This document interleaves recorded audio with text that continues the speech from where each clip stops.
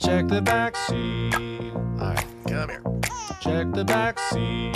Gets in your head, right? Good. Because every year, dozens of children are forgotten in the backseat of a car by a parent or caregiver. All never thought it could happen to them. But with changes in routines, distractions, or a sleeping child, it can happen to anyone. Parked cars get hot, fast, and can be deadly. So get it in your head. Check the back seat. A message from NHTSA and the Ad Council.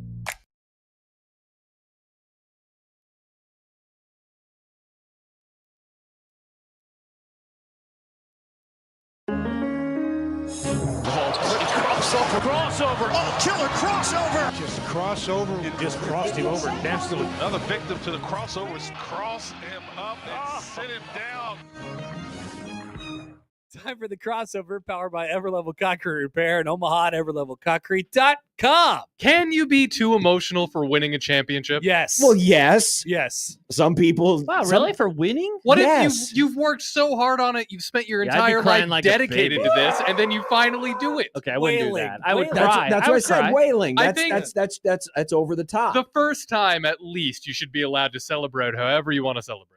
Are you However- speaking Oh, from really? experience, Nick? So if you decide, hey, I'm really happy I won this championship, grabs a gun and starts shooting people. John Morant, he'll probably do that. It was a grenade. It was a grenade. That would be. Moran. It was a laser pointer. He's Gen Z. Oh, He's Gen Z, right? He he- can do whatever he wants. He Oh. is Gen Z. Oh, I think you should be allowed to wail, like bawl your freaking eyes out if you not win wail. something. Wailing should only be reserved for if you get hit in the knee. like ultimate pain. Wailing. Why? You've never Like that. wailed for overwhelming joy? emotion. No, should I have be never wailed in happiness. joy. Were Yeah. you wailing? Yeah, you can wail for happiness. when I your don't think arm you was can wail for all happiness. dangly wangly? No, Were I you wasn't. wailing. I don't. How? Well, Or you just triggered? Yeah, I wasn't triggered. I was just like, ah! That's wailing. That is Is that, wailing. is that, I think- no, I don't think that's wailing. Curses. That's Wait. close to wailing. Well, I let's don't get think that's let's much get of a the, wail. let's get the definition of wailing Is because it I've always WAI? Going to I've Merriam-Webster. I've always defined it as there's the wailing. Nice. Loud cries made while weeping, Yeah, I wasn't weeping. I was just screaming. screaming. Yeah, because I think the screaming mostly comes out of frustration or anger at yourself than Yes. the actual pain. Especially for John. Yeah. Yeah. That he's It still hon- mad. I can't believe I honestly, did that. It wasn't.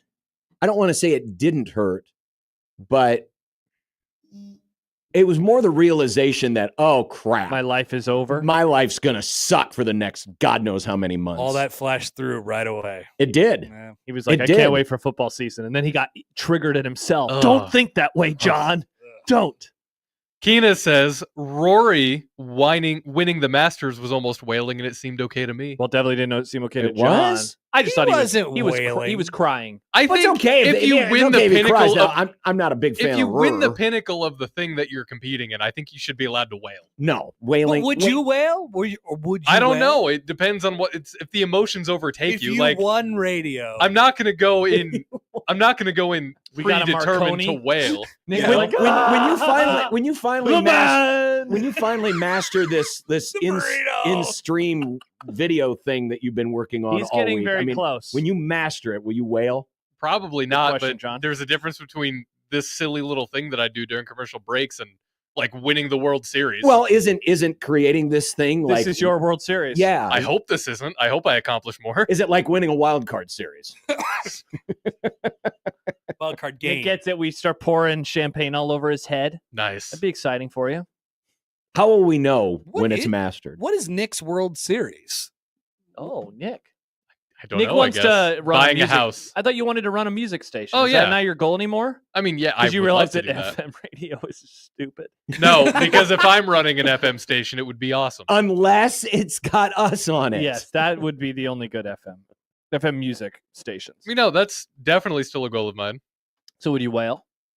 I probably would wail. You would wail? Yeah. If everyone loved that music station, Oh, I would wail the Nick is hell in out of charge everything. of Power 106.9. He It- would start wailing. it See- beat it beat Z92 or Whoa, something. Like, that'd be whale worthy. Yeah. If I could go to Power and I could run it and everybody would be like, Nick, you're so good. This makes sense. I would shock myself because I don't know if I would know how to run Power.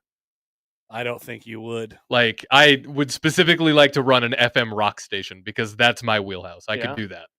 Let's go back to here's the definition from AI. Oh, this is what the RoboCops say. Wailing is a more specific type of crying. It is characterized by loud, high-pitched, and prolonged vocalizations, often expressing intense grief, sorrow, or pain. Yeah, see, wailing is that's it's the prolonged. It's sad coded, Nick. Yeah, it's very sad coded. Okay, then what's the happy version of wailing? I don't know if there is one. Well, I mean, just euphoria, just screaming. Euphoric crying. Okay, so you're still crying and screeching, but it's in the happy way. You should still be allowed to do that. Screeching, I don't know, but I've happy cried before. Of I love a course. happy well, cry. Yeah. I'm not saying you can't happy cry. I'm just saying it's not wailing. Happy wailing. Wailing is not happy. You just used the wrong word. Is what we're trying. John's the one who brought up wailing first. I did. I brought it up. John, you're an idiot. No, I'm not. But Nick said you should wail out of happiness. Right, Yeah. because I didn't realize that wailing was exclusive to sadness. Well, now we know. Now we know. I feel like wailing could be applied to happiness. Figured that one out. That was easy. Yeah. Go us. I disagree. Look at Otani with a blue. Oh, God. Oh. 402 texter says, "Why do we use the term You're a bum. wailing on someone? Then when we refer to someone getting beat up, if That's it's just true. a type of like cry. that guy on the golf course. Did you see that? Did No, you guys what see happened? that A guy video? got wailed. Oh, man. yeah. Boom, boom, boom. Exactly. What Nick's got happened? it. Go watch it. He was a former NHL player. Correct. I made Josh watch this during the show and do live play-by-play. What should I search? Golfer. Golf course fight, Golf and course then just fight. go It to the should most show up recent pretty one. quick. Yeah. Can we get this put up on the video so we can all enjoy it Ex-NHLer together? Nick Tarnasekas hockey team investigating role in wild golf fight. Is it that? Yeah. Yes. Yeah. I've heard of this. I've not seen it. It's very Canadian. So basically, Very Canadian. So every time he hits him, he goes, sorry, Nick, sorry. I'm- every John- time he goes bang. I'm not going to put it on the video, John, because I imagine there's probably profanity. There are some bad Oh, words. yeah. There is some profanity. Is that Mr. Hockey Player there? But guy is mad In the beard? because So is he they're wearing not- like a fun shirt Friday? No, that's the guy who's about to get his ass. But this is the video. This Yes. is the video. Oh no, That's the he's going video. to get thrown in the water. Yeah, he gets thrown in the water. Oh man, why were they triggered? Because they didn't let him play through. I don't know. Somebody was just, doing very hardo stuff. He's crawling. and now he's coming back out of the water, and here we go. Oh. He gets jacked in the face a couple times. It's pretty good. Wow. Oh, he pushes other man. And then at the same time, I think he's saying bam while he's punching him, Correct. isn't he? It's like He bam, says, bam, bam. Bang or bam. The Something guy, like that. he's So- saying Pam or Pam. The guy Imagine- with the fun shirt like really wants to be in this fight, and he just keeps getting punched and beat up. Correct. Wow, this is tough. If the person wailing on you Well- is saying the word bam while he's punching you, does Makes that it a make it lot worse. infinitely worse? Yeah. It's hard for me to feel. I mean, the hockey player seems like he's in the wrong here. The guy who's getting beat up? No, the beater upper. No, the guy who's getting beat up was a giant Tool? Yes. Really? Yeah. Okay. There you go. It's interesting when you can just watch a fight instead of hear everything. The hockey player did not want to do it, but he felt as if he had to. he had He to was throw like him Scott in the Frost pond, and taking he, the Nebraska job. Nice. He said, I'm going to make this guy wail. I have to do it. Mm. I don't want to. What kind of put it on the Well, internet. what kind of wailing is it? A happy wailing or a sad? Well, apparently happy Nice. wailing doesn't exist. Well, it doesn't. I mean, by the definition. What kind of responses did you get today, Happer, as you talked about the unmentionable? There wasn't a lot of people who were like, "Please don't talk about this anymore. I'm going to die." Oh, that's good. No, it wasn't. Good. We did a nice 20, 30 minutes on it or something. I heard, like yeah, I that. listened to it. And that was it. Nice. Now, if anybody else, and I realize there's only a handful of ex-Nebraska coaches out there in the wild, Turner Gill. but if another coach had said something about Nebraska that was negative in connotation, would we talk about it? Yes, of course. There you go. Yeah, if Bo said something, people would just Sure. jump all over it. Sure. Yeah, the fun thought exercise is thinking about all the people defending Frost today. If, I don't know, Bill Callahan said those words, I wonder what their reaction would be. Or I don't know, Trev Alberts. Oh, For example. very different. Bleep that guy, bleep that guy, bleep that guy. Yeah. Interesting. Yeah. Thing I can't get over because I've been thinking about it for 24 hours, and we'll probably talk about it today. You It's will. just the idea, and I know you kind of disagree with this, Happer, but the people who are defending him instead of the university, like you should be on the side of your favorite program. more than the person. Yeah, see, in my opinion. I'm not mad because he said the things about Nebraska. I'm mad that he can't figure out his own self, his own mind. Why can't he just grow up? Yes. Right. You're not mad, you're disappointed. You're a father now. You're allowed to say those words. That was my main point that I wanted to I mean, drive across. honestly, I'm not now, mad. I'm just disappointed. Would people still have reacted negatively? Sure. But he could have said the exact same things, but then added somewhere in there the caveat of, but you know what? I didn't have the right attitude going in. Correct. And that's on me. Yeah. Yep. Boom. Done. There was a lot of things that I didn't know, and I didn't know it, and Right. But that's But it. there was, it was the way he said it. would mean he needs to take accountability for his actions. Correct. But not gonna happen. Never gonna happen. He makes it sound like he was forced Correct. to do something. He was didn't want tugged. to do. He was wailing. He was tugged. Tugged and wailing. He was tugged. Some people get tugged and then they wail. And I know some folks don't like it when you quote how much money someone makes, but he made a buttload of money. Yep, a buttload. It's not like he did this of his own free will, or at least, he did of his own free will, but he didn't do it. He made $15 million to leave. Yes, early, like 3 weeks early. And They could have been 10. He basically 5 days made later. $50 million to be the head coach at Nebraska and be the worst coach in 60 years. Wow. 16 and 31. Not great. Not great. Yep. I only wish he would have hung around long enough to just get below Bill Jennings. I know. It would have been awesome. And he earned it too. They he sucked did. the rest of that year, and it should have been him. Yes. That record should be on his Yeah. ledger. Yeah. We need to put those losses. He was 1-2 when he got fired. He deserves 6 more losses. Yep. And 3 more wins. Yeah. If you attributed those losses to him, would he be the worst percentage? I believe so. I think he would have slightly gone below him. No, So what they end up that year? 4-8? 4-8. Yeah, they beat Iowa. There was a world where they were 3-9 again, but they beat Iowa. They beat Iowa. Which is just insane. Of all the teams in the last decade to beat Iowa, it's that stupid team. Now that would have been funny if they would have beat Iowa with Frost, Yeah, it would have been wild. because people would have been Gotta arguing keep for him him. to come back. Gotta keep him Look, now. he did it. He did what you asked him to do. Okay, So what was he was 16 and 31. So he was 16 and 1. So what was the final record? I'm trying to remember. 4-8. So he would have been We add 3 more wins and how many more losses? 6. So he'd have been 19 and 37. 19 and 37. So that's what, 58 games? Yeah. Or no, No, 56. 56. Got to be your ball. Yeah. So 19 divided by 56. What's that winning percentage? Nah, he still would have been higher Damn it. Damn. because Bill Jennings was 310. That's a bummer. Bring him back the next year so he Mhm. can lose more. Nice. Just keep bringing him back until he sets the record and then fire him. This is your penance. See you later, Scott. Yep. By the way, we have a follow-up on the golfer if we want a little bit more background on sure, it. why So not? Stibb says the dude getting his ass kicked was so drunk he couldn't get his ball on the tee, and they wouldn't let them play through. Fun shirt guy got fed up and started the fight, got his ass kicked. So fun shirt guy started the fight because he wouldn't let the other guys play I through. believe that is accurate. Yikes. Yes. Yeah, he was Wow. so drunk he couldn't continue So- to play, but they wouldn't let the other. So group he play. was in the wrong The whole time. He couldn't hit the golf ball because Uh-huh. he was belligerent. They wouldn't let him play through. Wouldn't let him play, which that's just common courtesy. Yeah. Okay. I love letting people He play deserved to through. get tossed in that lake. Yeah, or- not tugged. Not tugged. No, thrown in the lake, not tugged in the lake. No. There's a difference. No. And Interesting. beat up, wailed on. He Yep. did get wailed on. El Scorcho says, don't put it on the internet that Connor is mad. Put that he's disappointed. Exactly. Yep. You can put that on the internet as much as you want. I am disappointed. Wow, that's tough.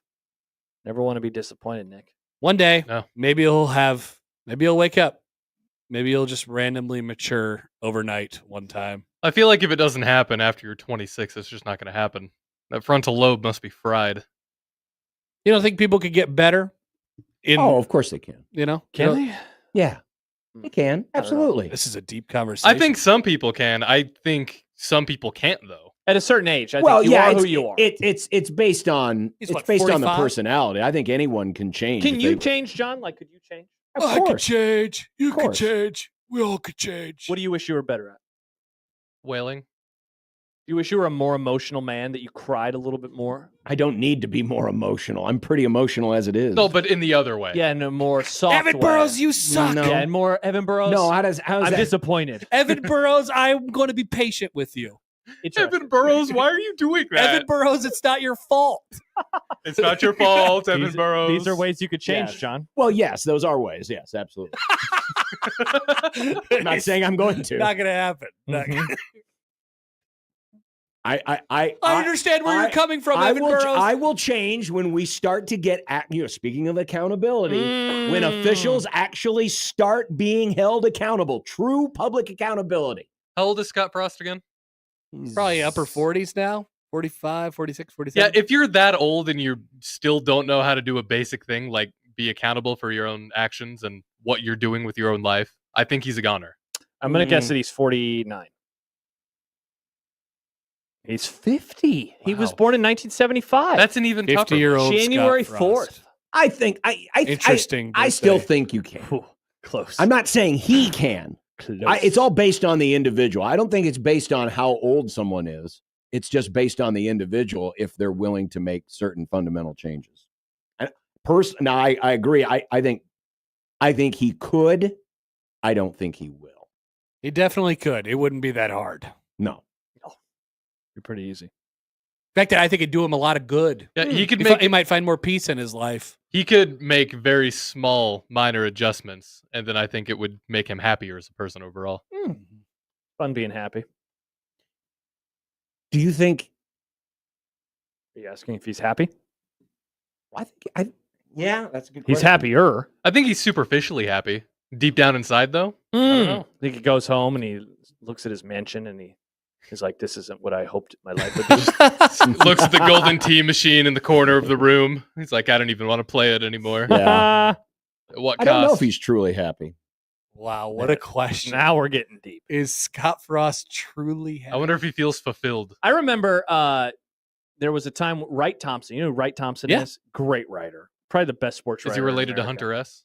No, but good question, Nick. He was on Rich Eisen's show. And Rich asked him, maybe it was Dan, either way.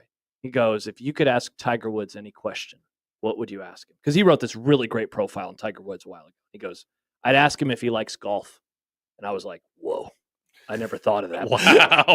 It was a good question. He did it because he also has that cool voice. I'd ask him if he likes golf. I mean, that's fair. It's a great question because he doesn't think Tiger Woods likes golf. He doesn't think that he enjoys it. I mean, it's brought him a lot of pain. Well, there was the whole documentary basically skirting around that. Dude, that was a wild Yeah. documentary. Can't think of a worse hell than being really good at something, but not wanting anything to do with it. Your passion is really like stamp collecting. I think But he you wants to can't be. There are people like that. I think he wants to be really good at it. I think that's the point. But he sacrificed a lot to be really good at it, and now he has no body left, Yeah. or got- no family. Yet his son is Family. playing it and he's encouraging it. Yeah. But hopefully not sending him through like various military training and whatever. Well, yeah. Hopefully Tiger's a better father than his father was. Yes, It's hard to break the cycle sometimes. It can be. I would say this. It seems like he is. it does. It seems like his relation. Now, I only see him in Charlie for 5 seconds at a Charlie. time. But it's Charlie bet me. Charlie bet me. It seems like they have a pretty good relationship. It does. You They know? seem Probably cool. do. I mean, you want to get to my feels, emotional, and like John, when he won the Masters and hugged Charlie. Pretty like, cool. Oh man, Pretty great. That made me cry a little bit. I was mad. You were. Who were you No. rooting for? Were John you started wailing, wailing. John? I was never a big Tiger fan. He was rooting for Rory. No, I was not rooting for Rory. He hates I can't Oh, bring he- myself to root yeah. for Rory. he hates Rory. Were you a Nicklaus guy? Oh yeah, Jack Nicklaus is the best golfer of all time. Isn't he? Except for Tiger Woods. No, he is the best of all time. But Jack Old Nicklaus, man Doug trigger. Topic alert. Jack Nicklaus doesn't have a drink named after him, though, does he? Oh, so you're saying Well, Arnold neither does Palmer is the Tiger. goat? Maybe. Wow. Tiger doesn't have a drink named after him. I'm sure if you could find one out Tiger, there. Although I guess he has a Tiger's cereal probably got a mascot. stripper pole named after Maybe him. at a Waffle down House in or a Denny's Sarasota. or whatever the restaurant was. Yeah. Nice. Not the Denny's stripper pole. Wow. Tiger. Man, Those were great times. they were. Those were great times. I wish that I like would have been, we were talking last week on Topic Alert Day about, do you wish you were born 10 years earlier? Mm-hmm. I could have watched Tiger more, appreciated Prime it more. Tiger. Yeah. Because I barely remember Prime Tiger.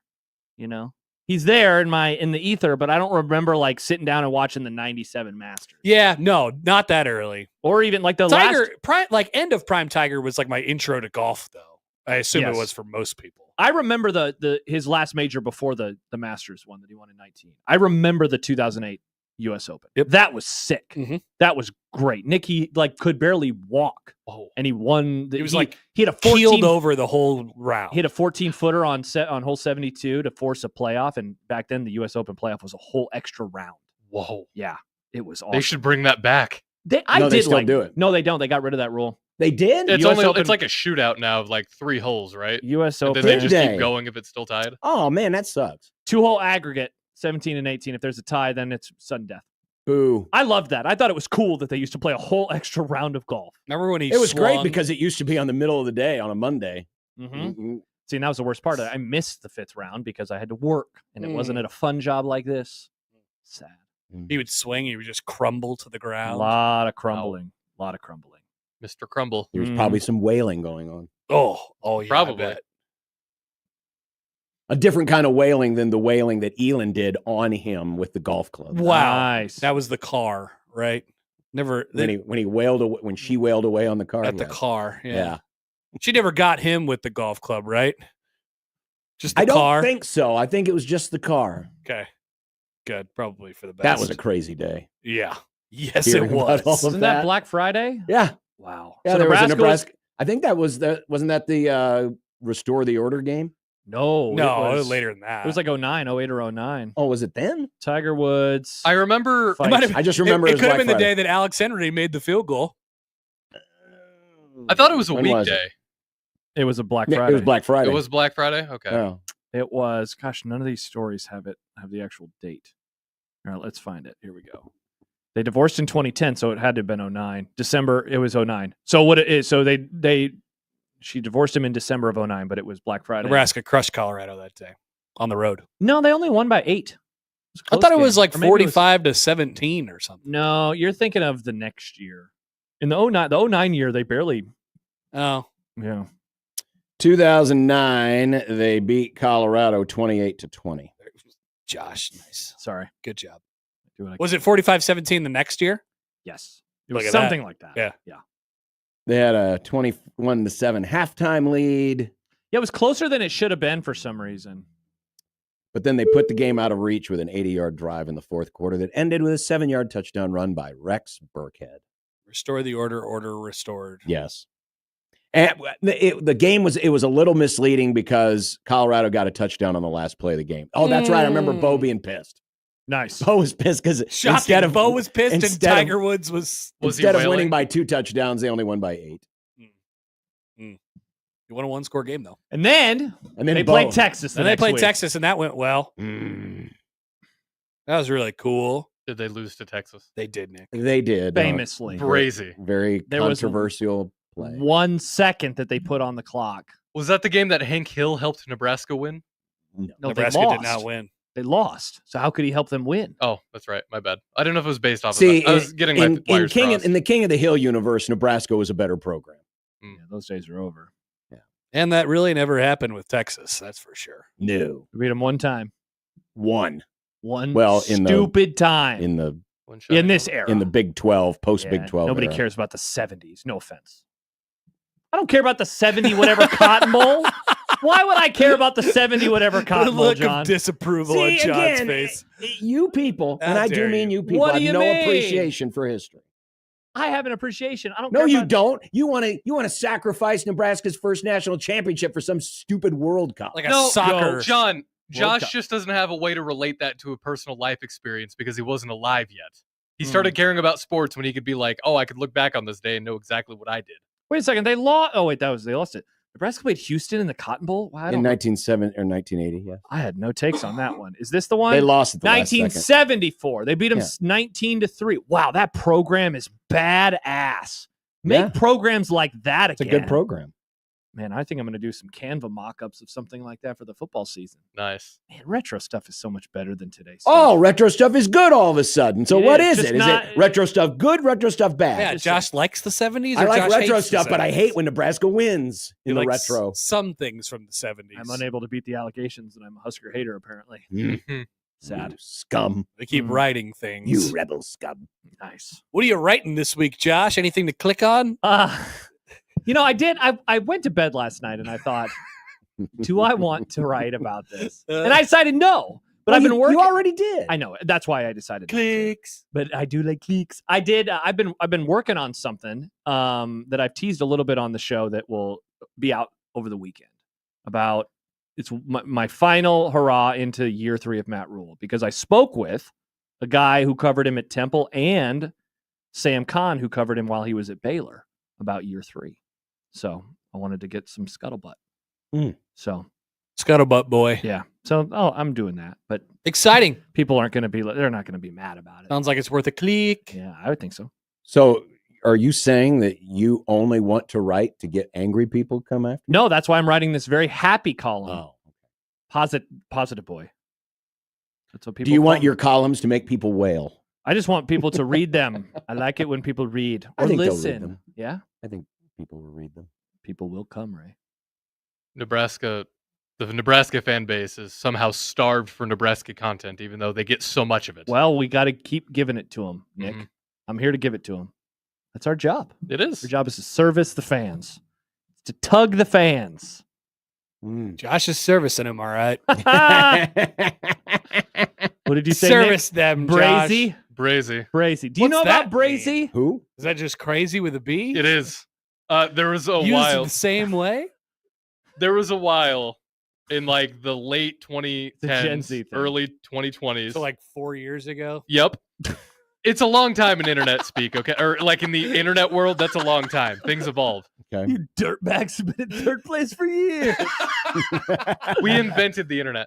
So We know. there was, for some reason, the B emoji where it's like the red square that it's B. Yes. I see People were just do putting that in front of normal words. I don't know why. They that. just Like started when they to were do doing that. P. Yeah, but with B. So I Remember when learned people that- were pushing P. Not really.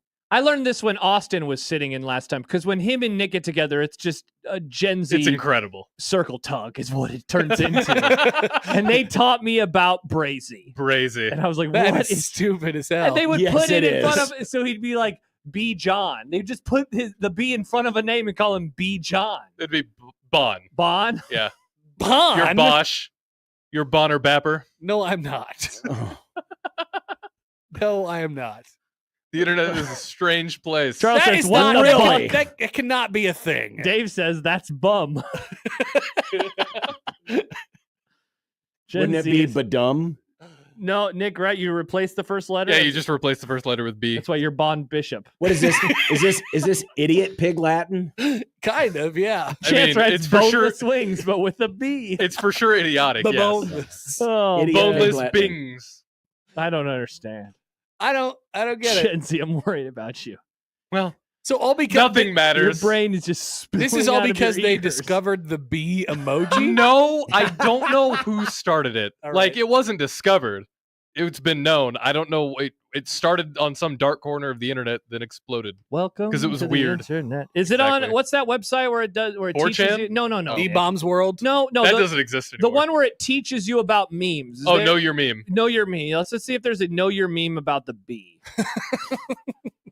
B button emoji, know your meme. Good lord. Yeah. There we go. B Tell me the button origin. emoji is an ideogram featuring a red You mean block idiot, Graham? with a letter Got 'em. B written inside. While Bidiot. some have used a symbol to represent the B blood type, it has also been used online to represent It's supposed to be the B blood type. the Bloods Street Gang. Oh. Wow. Oh, interesting, Nick. Oh, yeah. I didn't know that. Big Bloods boy. That's This is not crazy. good. Yeah, so there's nothing in here, Nick, about Brazy, though. Wow, fascinating. All right, now I'll search. Didn't know you were into all that, Nick. People used to do like Brazy, then they would deep fry pictures. You know what that is? Oh my! I have gosh. seen that. Yeah, I it'd be know what like that deep is. fried and then Brazy. Yeah, that's weird. There's It a is very Reddit weird. called Dank Memes. Oh, yeah, there is. Brazy is on Dank Memes. Is that a sentence? I think so. So stupid. Crazy. Well, I've always wondered if Nick was a blood or a crip, so this is good. I know how to spell it. I'm not going to put it on the camera, though. I don't want to. Do not. Just not don't do it. It's not, but it's fun to spell out. Look, John. I spelled it. It looks like you have a. And then how do you do the C? Nick, show me how to do the C. paralysis. No. Oh, interesting. Stib says Gen Z invented gangs.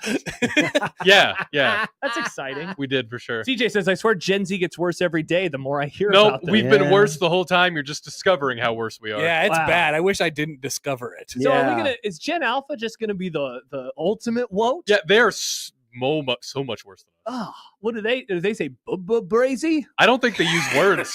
I think it's just grunts at this point. They're like Josh when he grunts the slate. They're just like, ugh, look at TikTok. Oh no, they probably Really? say, They don't even speak English? What's the oldest Gen Alpha?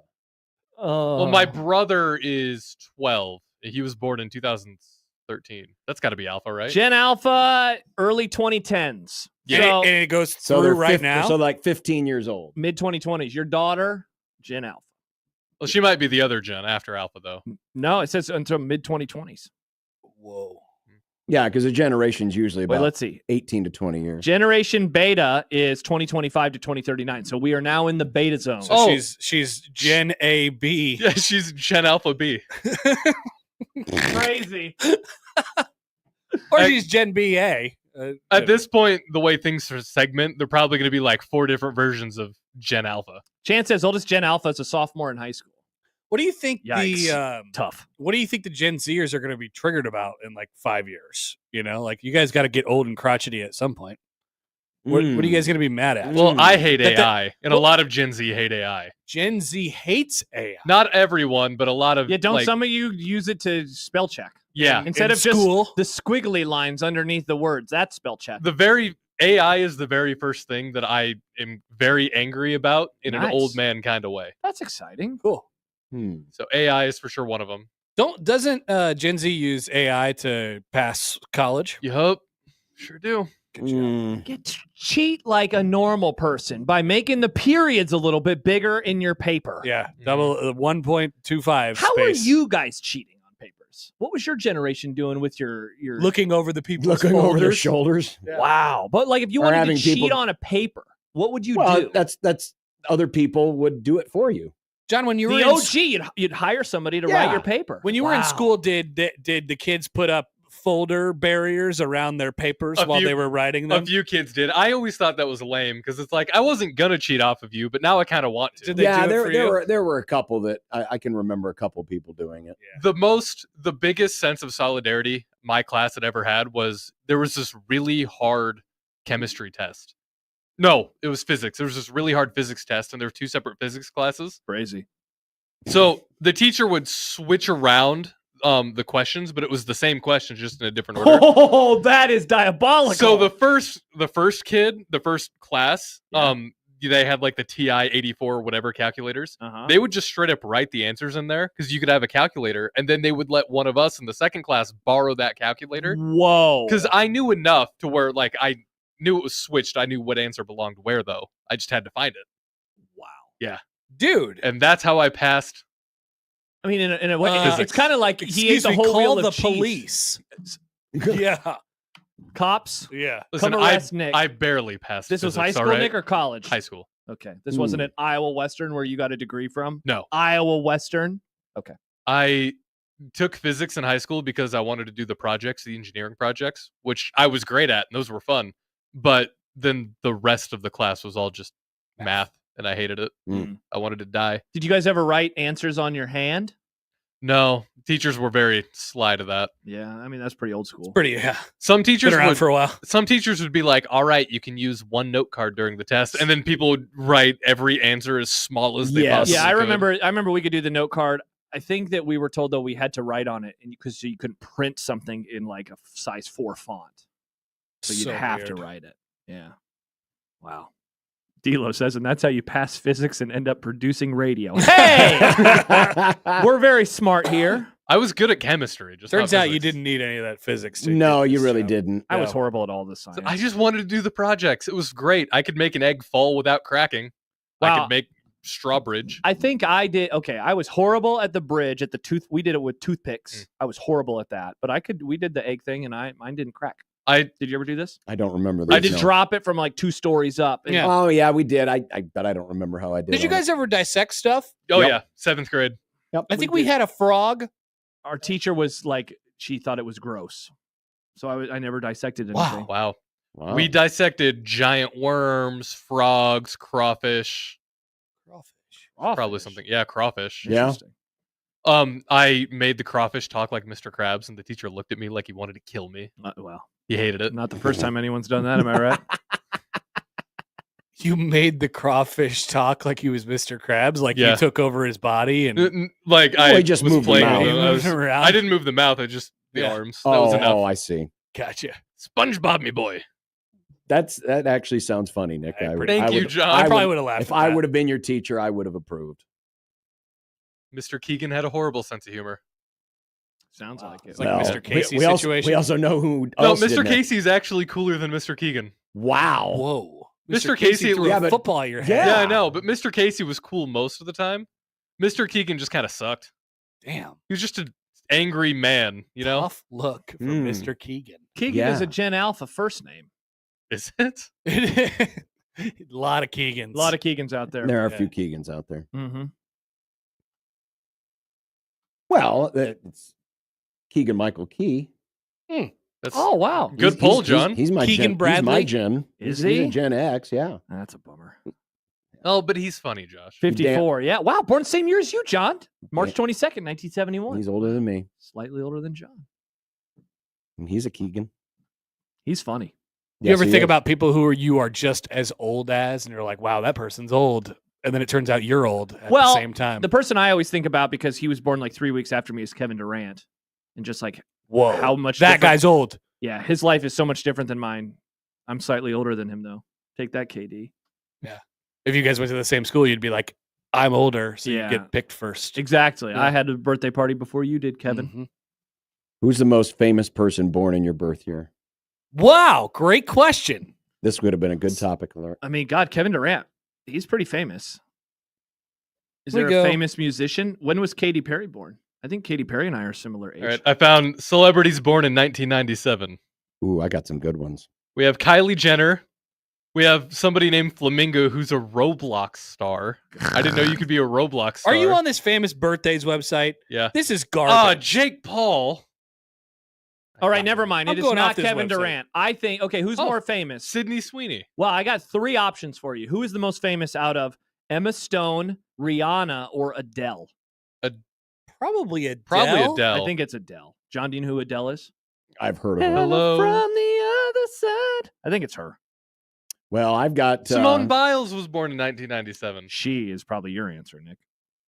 I've got I don't know. I think Sydney Sweeney is probably more famous. Interesting. I got Marky Mark, Oh. Kid Rock, Charles Leclerc. Snoop Dogg. See, I think the answer is usually going to be musicians for this. Yeah. Musicians are super famous. What about Charles Leclerc, Formula One driver for Ferrari? No, nobody cares. Sacha Baron Cohen. Yeah, he's famous. Oh, young boy. Dead now, Tupac.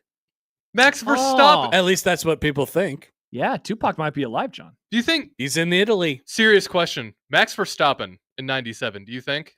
I've got. No, you already named a musician. Here's my answer. Elon. Well, honestly, John, that is It is now. that's the answer. Yeah. It is now. He is among the most famous people in the entire world. Yeah. Who's more famous, Aaron Judge or Kyrie Irving? Probably Aaron Judge. Probably Aaron Aaron Judge. I was Judge. going to say Kyrie Irving. Basketball players No. are always more famous. Yeah, but Aaron Judge. because they're famous around the world. Like Oh, Aaron I got Kate Upton. China. Does China know about Aaron Judge? They probably know about Kyrie. Does they like China China know about likes Aaron- basketball. China knows about They Aaron love Judge. basketball. That's the thing. Basketball players are always going to be more famous than baseball players. I'm because still going to go Aaron worldwide. Judge. All right, but only that's because what he's a you're- Yankee. Throw Kate Upton in there. Who's more famous out of those 3 with Kate I Upton? still think it's one of the athletes. Okay. Wow, this is pretty weak. 1992 sucked, it appears, for people being born. Sorry there, Happer. Yeah. Well, Hideki Matsuyama. Is that true? baseball. Wow. No, it's that's golf. Baseball. Did they just lie about Hideki Matsuyama's Josh birth? just hears a Japanese name and thinks No. baseball. Tyler Lockett. Nice. That's good. Not probably on the list. Jordan says 1990 has Emma Watson, Jennifer Lawrence, and Margot Robbie. Whoa. It's probably Margot Robbie. Probably. She's in Barbie. Oh, Jennifer Lawrence. Though. Jennifer Lawrence. Well, she's in was, Hunger Games. Yeah. It might be Jennifer Lawrence then. And she was bigger fast. She was bigger earlier. Yes, she was. Yeah, because she was more famous when she was young. Yeah. Yeah. Malcolm Brogdon. These guys stink. Headley says, what about Steph Curry? He was born in 1988 too. Steph Curry is very famous, but I think a well-known musician is always going to trump All right. an athlete. Who's more famous, Cardi B or Selena Gomez? Oh. Selena Gomez, probably, right? She was on kids stuff. Yeah, but I think Cardi B is a little more in the... Wasn't she in that photo with the pink powder? Yeah, I think she's more in the spotlight right now, you know? She is very... I think Cardi B's the more... Stephon Diggs video is very famous. I think Cardi B's a little more relevant at the second, you know? Mm-hmm. Miley Cyrus, 1992. There's the answer. That is the answer. Supersedes everything. Tough deal. People for forget me. about Party in the USA. That sucks. Yep. Bad deal. All right. All right. Well, that's the crossover powered by Everlevel Concrete Repair and everlevelconcrete.com. We will be back. Mike Schaefer's coming up. And Nice. I'm sure Scott Frost will be mentioned. Perhaps. 1620 The Zone.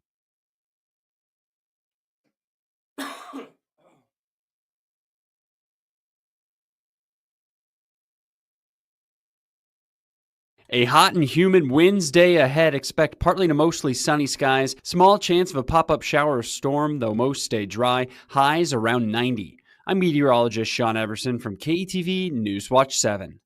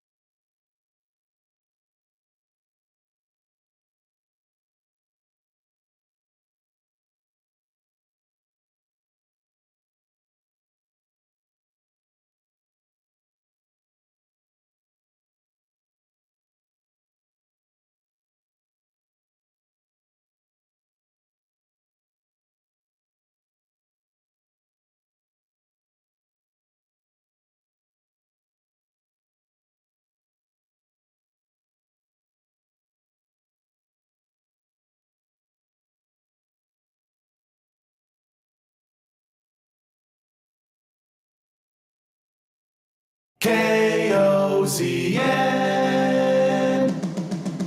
Unsportsmanlike conduct on 1620 The Zone. Husker Athletics, Creighton, and yes, UNO. Don't miss a moment, they'll give you your fix. They're on every day from 2 until 6. Spend your afternoons with John, Josh, and Nick.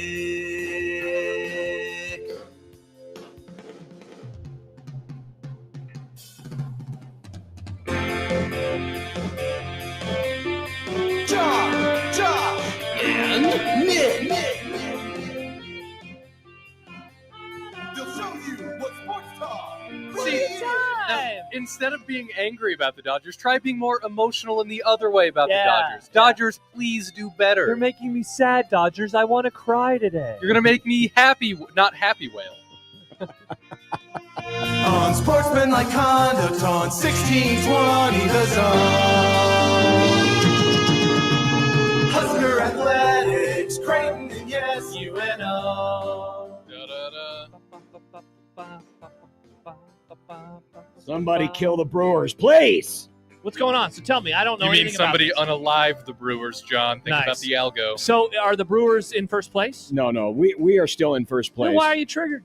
Well, because I'd like to be in first place by 10 games right now. Oh, that That's- makes sense. Yeah. 2016 ruined me because, you know, now it's like, hey, we're going to have this division clinched by July 4th and win the World Series. Mm-hmm. Oh, well. Nothing worthwhile comes with ease, young man. Nothing worthwhile comes with ease. Talking to Nick when I say young man. You're old now. Welcome to the Grum, everyone. I am old now. It's brought to you by Union Bank and Trust. Am I still young man or am I just man? I'm 28. You're not young man anymore. You're just man. I'm just man. Merman. Yeah. Merman. Yeah, you're just man now. Welcome to the Grum. Hello. It's good to have you with us here on this Dumb Debates Wednesday. It's great to be here. You can submit your dumb debates anytime into the J-Tech Construction Zone Twitter page. Please do. We always, occasionally we get some good ones. And we do save some back even if we don't get to yours. Sure. But send them to us, J-Tech Construction Zone Twitter page at USC1620. You can email John at 1620thezone.com, Josh at 1620thezone.com. Equitable Bank Inbox, Equitable. We take banking personally. The Grum Down, brought to you by the Rooferees at John Higgins Weather Guard. Have we gotten over Scoffra? Can we get over Scoffra? People are asking. Well, we'll ask Mike Schaefer. Nice. He's coming up in just a few minutes of Husker 24/7. Nice get, Nick. Thank you. We're still on to Cincinnati. Always. Always on to Cincinnati. Tournament expansion. College basketball leaders, yes. College basketball fans, no. It seems like this is happening. Is it going down? Well, they're supposed to vote on it this week. It seems like the will of the people will not be followed. Might want to get used to a little more rowing of the boats, kids. Ski-Yuma? No, this is not a comment on flash flooding. This is about Minnesota. Too soon. Well, there's been, of course, the tragedy in Texas. But did you see, there was like one of these storms that landed on Chicago yesterday. What? Where it rained like 5 inches in an hour and a half. If only there was some kind of service that could talk about like the weather in a national kind of way. Well, there is. And it had a bunch of money. Yeah, but then people didn't get fired, is what you're saying. They just fire 30,000 people or whatever it was. People, but John, you understand the manpower has been decreased. It's like asking two people to pilot the Enterprise. John. I wasn't turning this into a political statement. You guys are. You asked what, you were like, what's up with this? We're trying to give you an answer. Tell you what's up with this. Yeah, we're just giving you an answer. So less people at the weather service makes it rain more. John, let's say this. Let's say that suddenly Nick wasn't our producer anymore. Well, you also don't like the answer if we tell you why it's raining more either. Mm-hmm. We can't give you any answer that makes you happy. It's not that it's making it rain more. Please tell me why it's raining more. It's making it harder for people. The climate, John, has changed. Yes. It's changed. See, but you don't like that answer. Sorry about the inconvenient I didn't truth, say John. yes or no. I just said, Yeah, interesting. No, but the weather service getting gutted people in Texas could have gotten warned. How did we get on this? I don't know. All I did was say John's talking about flash flooding and boats. Rolling Stop boats. bringing up floods, John. It's your fault, not mine. I didn't do anything. Nick started it. Yeah. Yeah, Nick. Oh, Gen Z. We Classic. invented politics. You invented politics. Thanks a lot. High danger. Early warning saved lives a year ago in the Omaha tornado. Yeah. Thank you, National Weather Service. I'm glad early warning existed. Mm-hmm. It was John cool. is not. John It is still says, does. Get rid of it. It still does. Mm. But far be it for me to go any further. Okay. Are you rooting for Texas Tech in the Big 12? Yeah. It seemed like you were not when I said that yesterday or 2 days ago or whenever I said this. Once again, made no statement on your opinion. I know, but I know your tone. All right, well. There was no tone. There was a little tone. No, there was no tone. Okay. NIL today. We still don't understand the rules. And I don't think we ever will. It is Dumb Debates Day. Yes. Skynet will descend on Atlanta. I just said I hated AI. Why do we have to talk about it? Well, guess what? It's coming. It's coming now.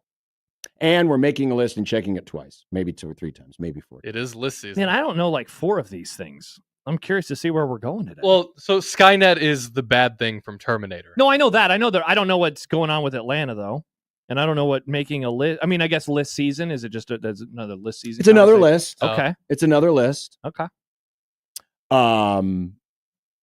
You'll find out. I love lists. I think I love this time of year. I think you're going to love Skynet. I love this time of year. I love lists. I love reading content. And I love talking. Mm-hmm.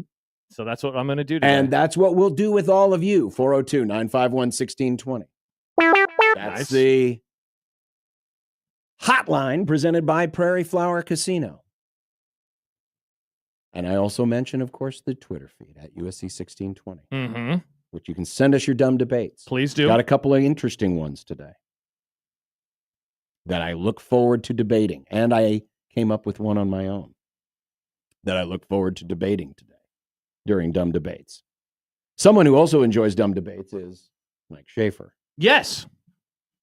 And we'll have him joining us in just a few moments here on Unsportsmanlike Conduct. Great to have you here. Stick around. Pull up a chair, as Vince Scully once said. Hi. Oh, wait, that's not. You know, if Vince Scully was still alive, the Dodgers would be winning this game right Vince Scully, an emotional man. Yeah, John. Well, no, he kind of played it straight. Think so. He seems like a guy who would cry. Poll question, does Vince Scully seem like a guy who would cry? I don't know. I think he cried in his life. Maybe. In his adult life. Maybe. Not during a baseball broadcast, though. No, he did not. Even when Kirk Gibson hit the home run, he couldn't. He was on the national call. Mm-hmm. Would have gotten in trouble. Yeah. It is amazing, though, that the guy was able to be on the national call, and yet you didn't hear a lot of people say, man, that guy's biased. Yeah. Meanwhile. Because he was Vince Scully. Meanwhile, now Reggie Miller literally was biased for the Pacers, but today you couldn't do that. Oh no! Today, well, you could. I mean, the TNT did it, sure. But people get mad about it. They yeah, do. you're right. Vince Scully, people were like, "Sweet, sounds good to me." All right, we'll have Schaefer next on 1620 The Zone.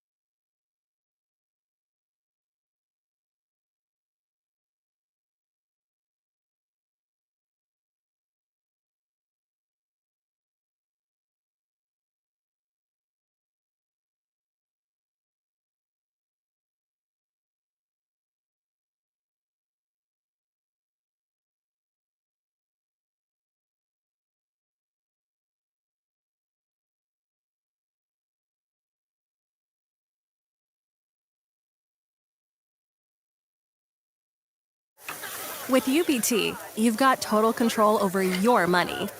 Like Doug, who runs his game day tailgate like a well-oiled machine. I got burgers, brats, chicken, dogs, plus all the fixins. And with the UBT Go app, I can track my food spending from anywhere. Pro move. They don't call me Grill Sergeant for nothing. No matter your goals, UBT helps you feel good about reaching them. Union Bank and Trust. Member FDIC.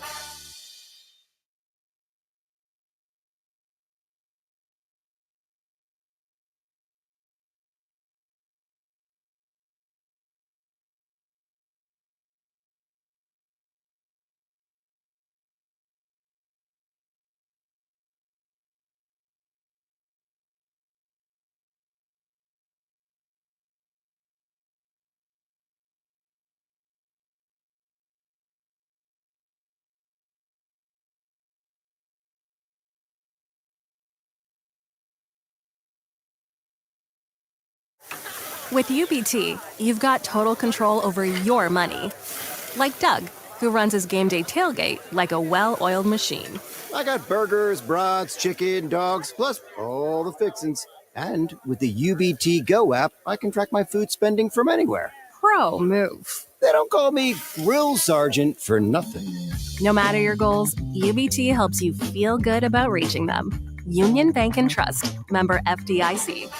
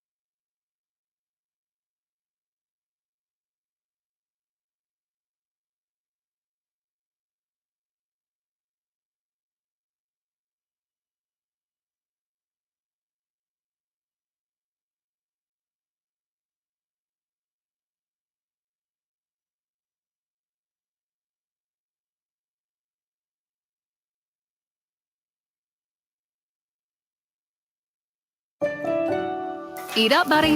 It's almost time for school. You take charge of your home. You take charge of your work. Don't forget to take charge of your gut health too with Nature Made probiotics. Nature Made has clinically studied probiotics that work with your digestive tract's natural bacteria, so you won't miss a beat in your daily routine. Find us in the vitamin aisle. These statements have not been evaluated by the Food and Drug Administration. These products are not intended to diagnose, treat, cure, or prevent any disease.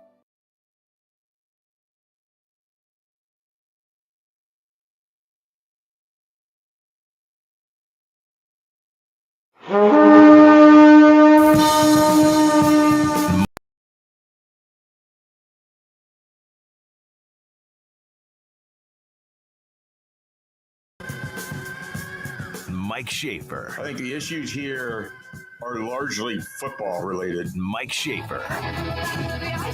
People are like, oh, the Vikings are terrible. It's like, yeah, terrible teams always go 13-4. Mike Schaefer. I don't feel good for anybody. All my entire life is rooting for sports teams that get as tantalizingly close as possible and then don't win. Mike Schaefer. I have no joy in my heart for you or you or you. Mike Schaefer. What are we going to do if the Vikings ever win a Super Bowl? Oh, wow. And Schaefer, will we be able to get a rant, but on a happy side? A happy wailing. A happy wailing. Mm. Have you ever thought about, I'm sure you have, Mike, what your no, John, I've never thought about if the Vikings won a Super Bowl. It's never crossed my mind. I meant your never react. considered the idea of one of my sports teams having the ultimate success at the end of the season. It's so foreign to me to ever consider the thought that a team leading going into the game 7, ninth inning, when you're a young child watching on an old television that only goes to 13 channels and is black and white, and they're taking on the Marlins, and they have Jose Mesa. I'd never considered the possibility of a championship there when they were 15-1 and had the opportunity to win a Super Bowl. Never considered that one. When they were taking on Nick Foles, I never thought that they could win in the NFC Championship game and potentially get, or, there's that time that they had Brett Favre and probably the best team in the NFL and the ball, and they couldn't beat the Saints or the officiating in that game or themselves. Actually, no, they were too busy beating themselves to beat the other two. That's true. John, I've never possibly considered what I would think in the moment of ultimate. There's the rant you were hoping for. Well, this is it, because if it ever happens, we're just going to play this back. Did you think there'd be a little bit more excitement in my voice, a little pep in my step? Or did you think I'd be one of those people that would tell you that they went to bed and they woke up the next morning and they felt the exact same? You ever met those people that they tell you about some major accomplishment or moment in glory or whatever it was, and then they act like it meant absolutely nothing to them? And there's some part of you that thinks that it's true, and there's another part of you that thinks they're a psychopath. Well, yeah, because you hope, right? You hope that if your team wins a championship, that it gives you this sense of internal peace or happiness and joy that you feel like you're missing right now. And so there's it's the people who say money doesn't buy happiness. It's yeah, but you have the money. So I'm not. It's your own fault that you're not happy. Yeah, be happier. You're a millionaire. Be happier. Yeah, exactly. John, you have all your stupid championships. Why aren't you happier? What do you mean all of them? You got 2 Rams Super Bowls and the Cubs one. You should be. That's only 3. You got the 90s Huskers. You're good. I've only got. Did you not have the 70s Huskers? I forget. I was only alive. I was only alive for one of those, and I was 4 months old. Which one? Oh, the 70s.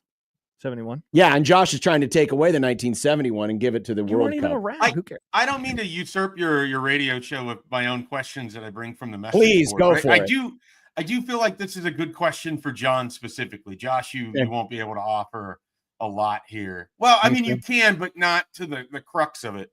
So the other day I asked on my message board, what is the best team that Nebraska has ever had that has not won a national or did not win a national title? And I obviously anticipated a lot of people answering 83.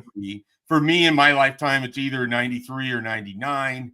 I don't think 2001 would be in qualification of it. There's some answers on the message board about 2009 if they had an average offense. I think people forget that they got their ass kicked by Texas Tech that day, and Mike Leach just ran circles offensively around Bo Pelini's defense. We tend to just forget that in light of all the other things that happened. Yeah, that team wasn't that close. Some people say 82, right? See,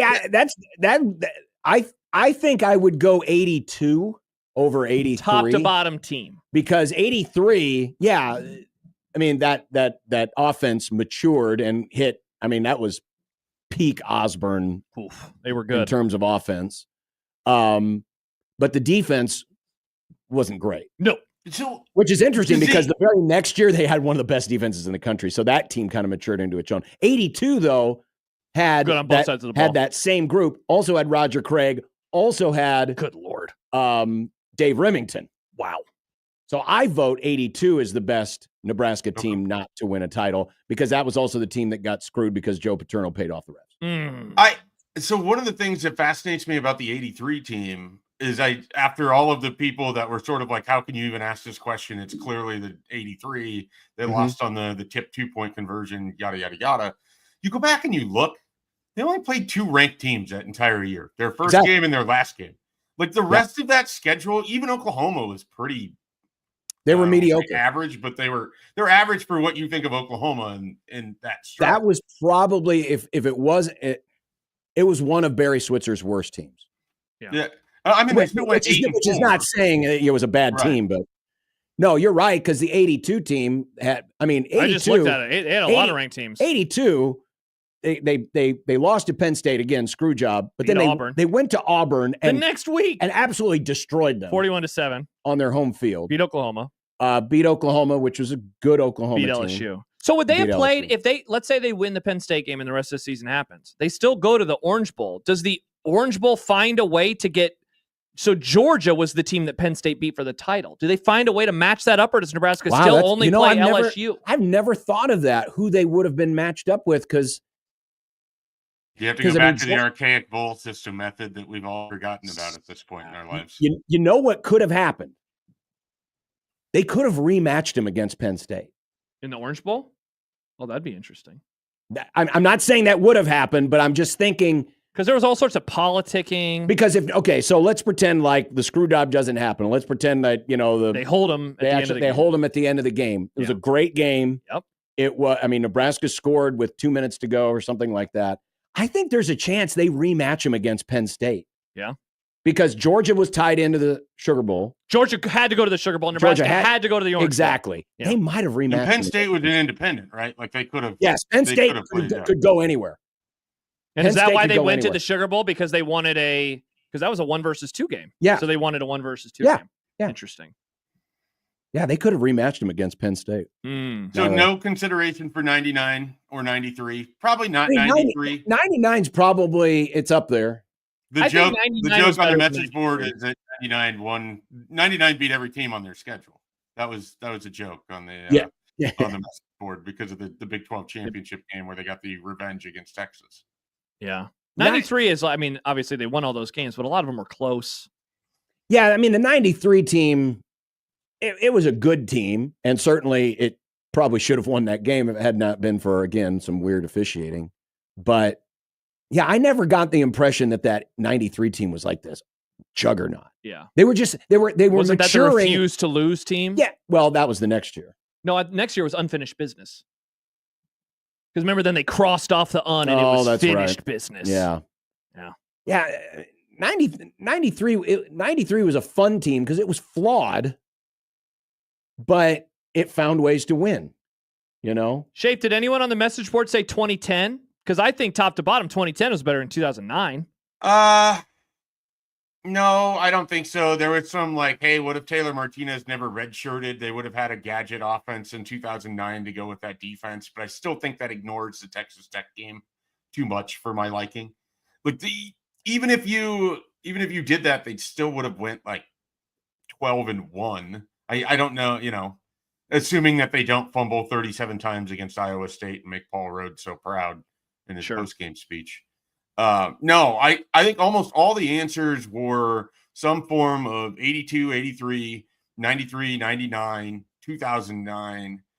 I don't think anyone went into the 60s. I was just going through every season.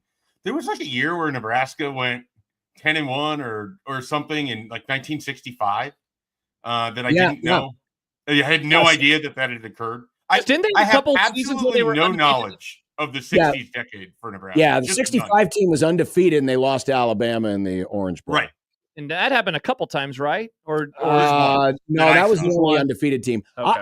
Another team that probably doesn't get enough. Something in the 80s? 72. Oh, the last Bob Devaney team. The last Bob Devaney team, because that team shut out 4 teams in a row. Good God. I mean, they were and they were really good. Now, they weren't as good as 71. Did they lose 2 games? They lost. Oh, and they tied. Yeah, they lost to UCLA. In Nebraska's history, by the way, if you go back, and you just kind of they have a few 9-2-1 seasons in there, and Tom had 3 ties. Osborne had 3 ties. Yeah, I can't remember how many Bob had. Yeah, so they lost to UCLA, then they ripped off a bunch, and then they tied Iowa State, a ranked Iowa State team. Yes, and they lost to Oklahoma 17-14. Mm-hmm. Oh, bummer. And then they destroyed Notre Dame. You would say 82. I would vote 82 as my team. Best did not win. Probably 99. Yeah, I've always loved that 99 team. They were good. They would have beat. They Florida were really State. good. They would have beat Florida State if they would have played them. I would have loved to that have seen defensive backfield versus Peter Warwick would have been so much fun. Mm. I mean, I would say this: Florida State definitely would have had the head coaching advantage. Bobby Bowden a better coach than Frank Solich, but I think Nebraska was the better team. Even at that point, I mean, he won a natty that year, so I know, but he was just kind of there. Remember he did the thing with his head. He just had the one headphone. Yes. And he would just put it up. What plays are they calling? All right, sounds good. Exactly. Good job, Chuck Amato. Remember Chuck Amato shaved with his glasses? Chuck Amato. His orange the hunting glasses. Yeah. Those are incredible. Yep. I love Chuck Amato. Philip Rivers, one of his quarterbacks. Who has the better glass? And not to bring the Vikings back into this, but nice. Chuck Amato versus oh my God, who was your coach? Mike Zimmer. Mike and Zimmer. Shop for glasses. me, it's Mike Zimmer because he just looks like he should be your shop teacher. He does. And then he had the eye patch for a while, and that only added to the whole effect of it. Well, then, speaking of weird things with coaches, Shafe, when Childress, didn't he have a weird headset? Like, he didn't have a normal headset. He looked like a guy at a men's conference or something. Well, Childress had hearing loss, so I think he had a kind of a custom headset because of now I feel like a jerk. Yeah. Well, I don't think people knew that at the time outside of like random Vikings fans because it would sort of get mentioned offhand. But I'm pretty sure it was because of I'm pretty sure one of the ears it's like real muffled sound. So there was no point for him. So he just didn't want it, I guess. Interesting. Is there forget about the players or the specific teams. Is there a Viking coach that you were like, man, I really wish he would have won? Oh, good question. I mean, I adored Mike Zimmer for a long stretch until his act sort of ran thin. But if you would have told me, like 2015 Mike Zimmer, even 2017 Mike Zimmer, I mean, I always go to 15 because that's probably my personal favorite out of that grouping of his teams. But, I don't know any Vikings fan that didn't sort of also love Denny Green. He was, and like you look at some of the coaching staffs that he put together, there's a lot of talent that they had. They did. At various times you had Tony Dungy and then Mike Tomlin, I think, spent a year there. And you just had, different. Brian Billick. I mean, Brian Billick was the offense coordinator. So, yeah. They were just a loaded staff, and he was. It's kind of funny. Like you look at his college coaching career and sort of how he ended up in the NFL. And it's like, he didn't really have that much success. They just randomly took a shot on him. And then he was pretty good. I don't remember how or why it ended the way that it did other than, with certain sports franchises. And I think the Bills and Sean McDermott are in this territory at some point. The fan base just feels like they need a change. Yep. Yeah. And I don't know how often that actually works. I can't think of, a lot of great examples where, that guy gets him really close and never gets him over the hump. But this guy, he's the one that's going to do it. Well, doesn't it seem like the 49ers are now in that territory too with Shanahan, where it seems like that fan base they've gotten tired of him, even though he's taken them to 2 Super Bowls, a couple other NFC championships. If he makes the playoffs, they at least get to the NFC title game. That's true. But they haven't been able to close the deal. Right. That's probably a fair one as well. And it's tough too, because in both situations, McDermott and with Kyle Shanahan, like you're denied glory by Andy Reid and Patrick Mahomes. Like, on one hand, like I understand the frustration for those fan bases incredibly well. On the other, it's like, well, what are you supposed to do? Well, it's like being an NBA team in the 1990s, right? Like you're judged, but you also had to deal with Michael Jordan. Being George Karl with Sean Kemp and, the first of my teams to never win a title when I really had my hopes up. D'Lo reminds us we were cheated out of a Broncos-Vikings Super Bowl. Would have been epic. My God, the Super Bowl in my life amazing. that I've most wanted that doesn't involve one of my favorite teams. It would have been so good. The alternate Vikings history of the idea that you would have had a Randall Cunningham, Elway, 98 Vikings, 98 Broncos, and then the Brett Favre, Peyton Manning Super Bowl. Oh my gosh. And I feel, I don't know about 98. I feel reasonably confident that Minnesota would have beat Indianapolis that year for the Super Bowl. Like I think that Vikings team, you can go back and look at it. I don't know why anyone would, but if you wanted to, go look at the 2009 Vikings. I mean, they're absolutely loaded in every capacity. I mean, the best version of Percy Harvin, Adrian Peterson's insane. One of the best offensive lines, the best defensive line in football. Chad Greenway is a monster. Their secondary probably was the weakest, but it wasn't bad by any means. And that I just think they would have eaten Peyton Manning alive in that game. If I'm like, well, if they would have played like they did against the Bears, yeah, they really didn't. Am I thinking of the right one? No. The Saints one. Saints one. You're thinking of it, yeah. Yeah, I'm thinking Saints. Never mind. Yeah. I don't know if Brad Childress would have done the onside kick that everybody loves Sean Payton for, but they may have not been in position to be trailing at that point anyway. Would shout out Sean Payton. That was, the one time he didn't just flub up the playoffs. That is true. I mean, I'll tip my visor to him. Oh, that's very kind of you. But as always, he's Mike McCarthy with better PR. He always has been. They're the same guy. They really are. They're the same guy. That is true. There is a lot of truth to that. Now I'm thinking to myself, if I had to pick between Mike McCarthy or Sean Payton to coach my team, I think I'm taking Sean Payton. I think I'm going Payton. Sean Payton's, I think, a better offensive mind. Yeah. I just think that Mike McCarthy wishes that he was Sean Payton. Like, I think there is enough of a gap there. Mike McCarthy wears Sean Payton pajamas to bed. Yeah. Is that kind of what you're going for there? A little bit, yeah. Yeah. A little bit. By the way, I love that people were like, awesome. I can't wait to hear Mike Schaefer talk about Scott Frost's comments. And now we're talking about the 2009 Vikings for 20 minutes. This is great. It's July 9th. It is July 9th. It is July 9th. Yep. Do we ask him one question? About Frost? You have something? I had one question. Okay.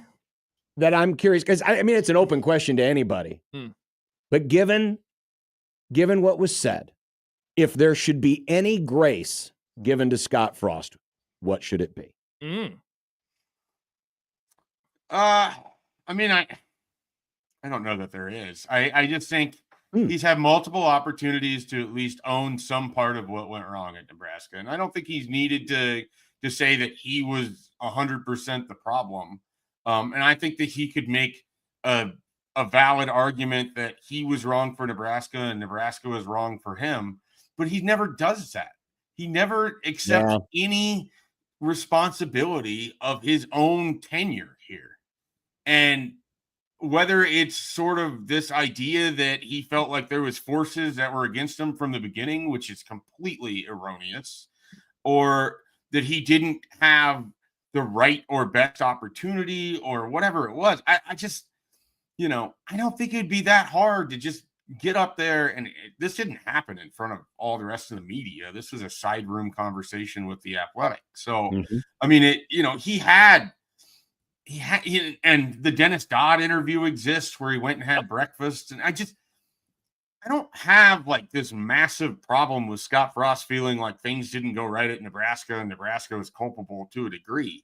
It's the idea that even when he was here, or now that since he's been gone, it was never the Bo Pelini don't point the finger, point the thumb, which was hilarious because Bo never really pointed the thumb either. But that's another conversation. No. But at no point did he ever just like show any humility that, hey, this job was harder than I thought it was going to be, or hey, we didn't come in here with the right approach, but I think we've got things going in the right direction. Like there was never any of that. I go back to like some of the. I think 2018 Purdue, he threw several players kind of just under the bus. 2019 Minnesota, where you get just destroyed. We're talking about pregame attire. It's easy to look back on it like now, but it was there in the moment too. And I just remember having some thoughts on it, but it wasn't until we got further along where it's like, yeah, this guy is just never quite going to take ownership. And then even after the fact, there was no self-reflection. And some people aren't wired that way, right? Like they're just their brain is always on to the next thing. But to sort of insinuate that the only mistake that happened here is that the job was wrong and the only lesson that needed to be learned was that it's like you learn nothing else as a coach from your time at Nebraska. You learn nothing else as a human being from your time at Nebraska. Yeah. You learn nothing else from going through COVID, from having, players going through a new era of college football, from coaching in the Big Ten, from going up against great coaches every week, week in and week out. You learn nothing is effectively what you're saying, other than I wish I would have just stayed at Central Florida the whole time. Like it's just it's unbelievable that that's where he landed with any of this. But self-awareness is what it is, and maybe that's a superpower for him. I mean, maybe if he does show vulnerability or humility or self-awareness, he won't have the irrational confidence to be a head coach in college football. I actually don't think he's going to do that bad at Central Florida, because I don't think he's that bad of a coach. But he wasn't good enough at Nebraska. He was unwilling to make changes while he was here. That was evident whether it was in games or with his program. And when the changes were forced upon him, he threw a temper tantrum. I mean, after the very first game against Northwestern, they wanted to take play calling back from Mark Whipple. Yep. And the problem in that game was not the play call. No, it was not. They scored. They moved the ball. So it's just,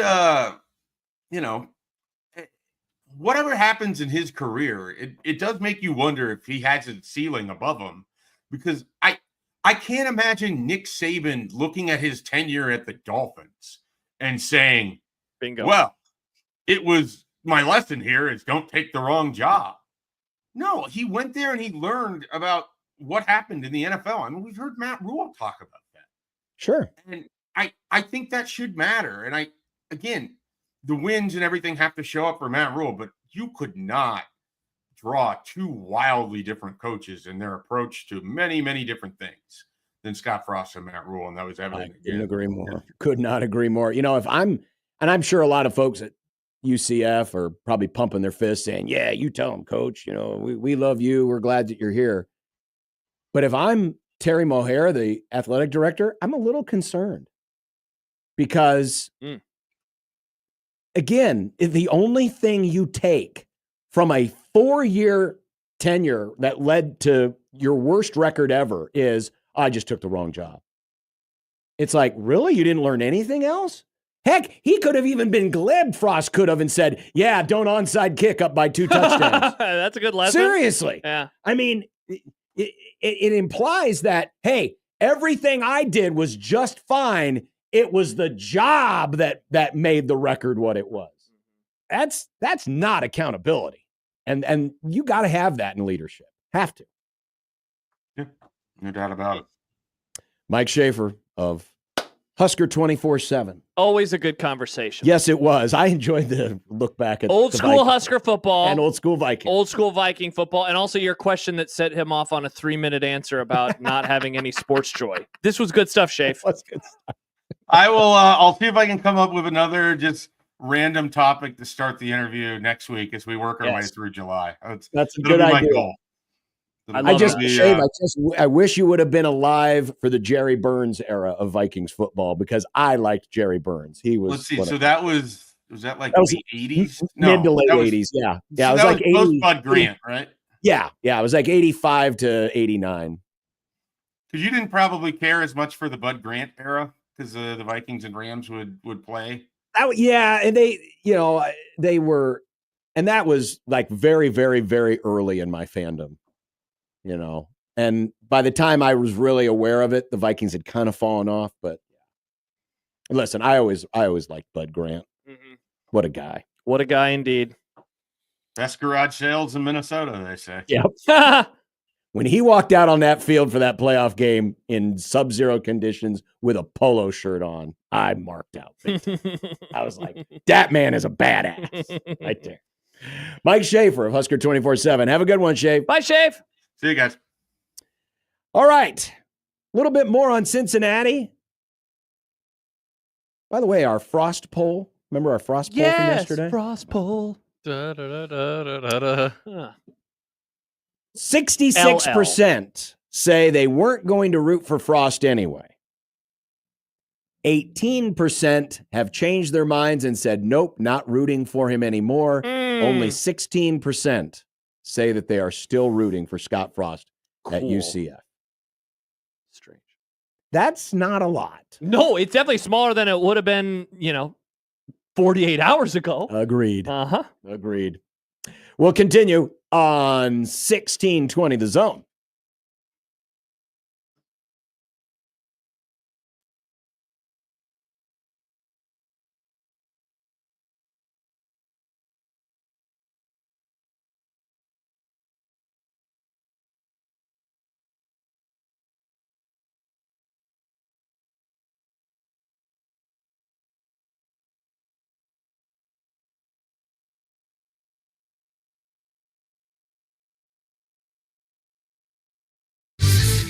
Your Omaha area forecast presented by Funplex Water Park and Rides from the KETV Newswatch 7 Weather Center on 1620 The Zone.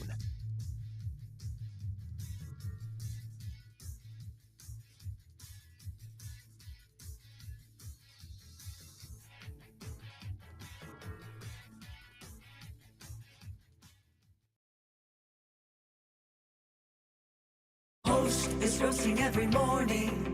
Host is roasting every day. Host Coffee stands as the vibrant heart of every break room, offering the unique fusion of traditional quality and modern flair. We're not just your coffee provider, we're the center of memorable workplace moments. Call Host Coffee today. Proudly serving Nebraska since 1972. Host Coffee is always roasting something good for you.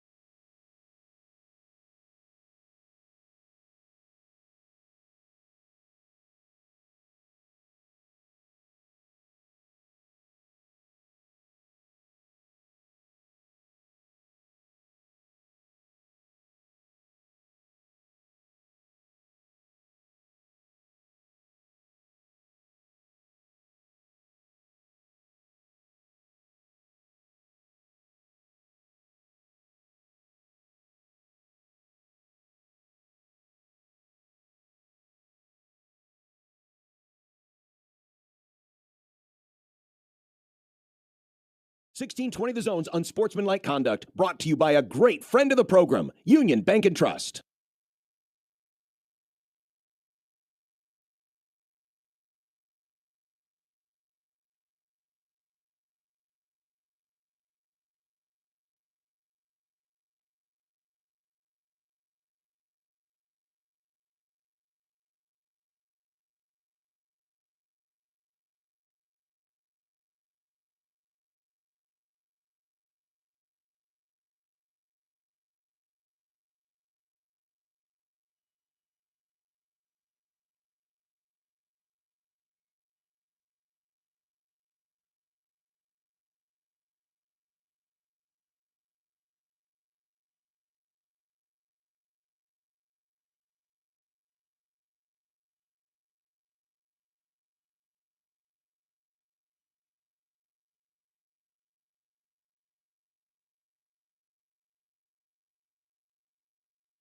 Baxter Subaru has a huge selection of new Outback, Forester, and Crosstrek models, all priced with great deals and incredible lease rates. Experience no handoffs, no hassles, and no hidden fees. See all our inventory at BaxterSubaruOmaha.com.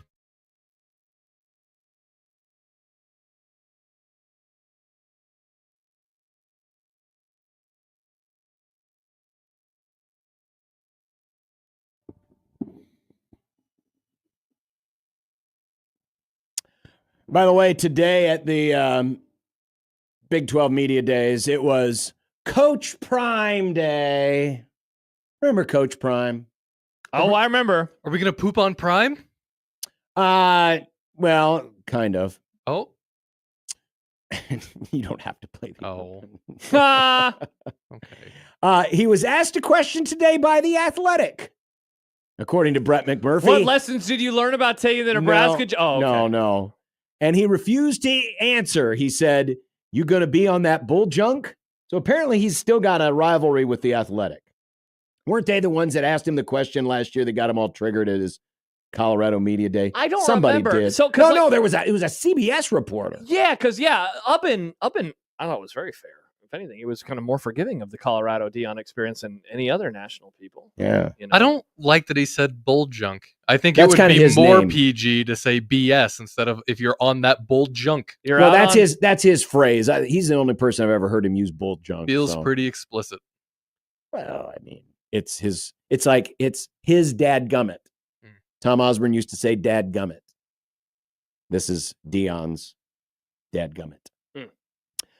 He said he's not going to tell you much about his health. He's not going to talk about it I'm living good. I'm living lovely. Not a care in the world. Yeah, there was apparently like concern, or maybe that's not the right word, but people were wondering if he was actually going to show up at media days. I'd heard Mitch Sherman mention this a couple times throughout the week that like, is he even going to be there? Nobody knows if he's going to be there. So, well, he's had some health conditions. He has. That has been reported upon. Hands and feet, and so yeah, it's been a little bit tough. A little bit tough.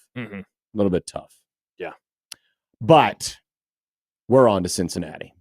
We no longer play Colorado from the Big 12. We play Cincinnati from the Big 12. That's true. Coming up soon. Yeah. Our good friend, K. Ford. Kelly.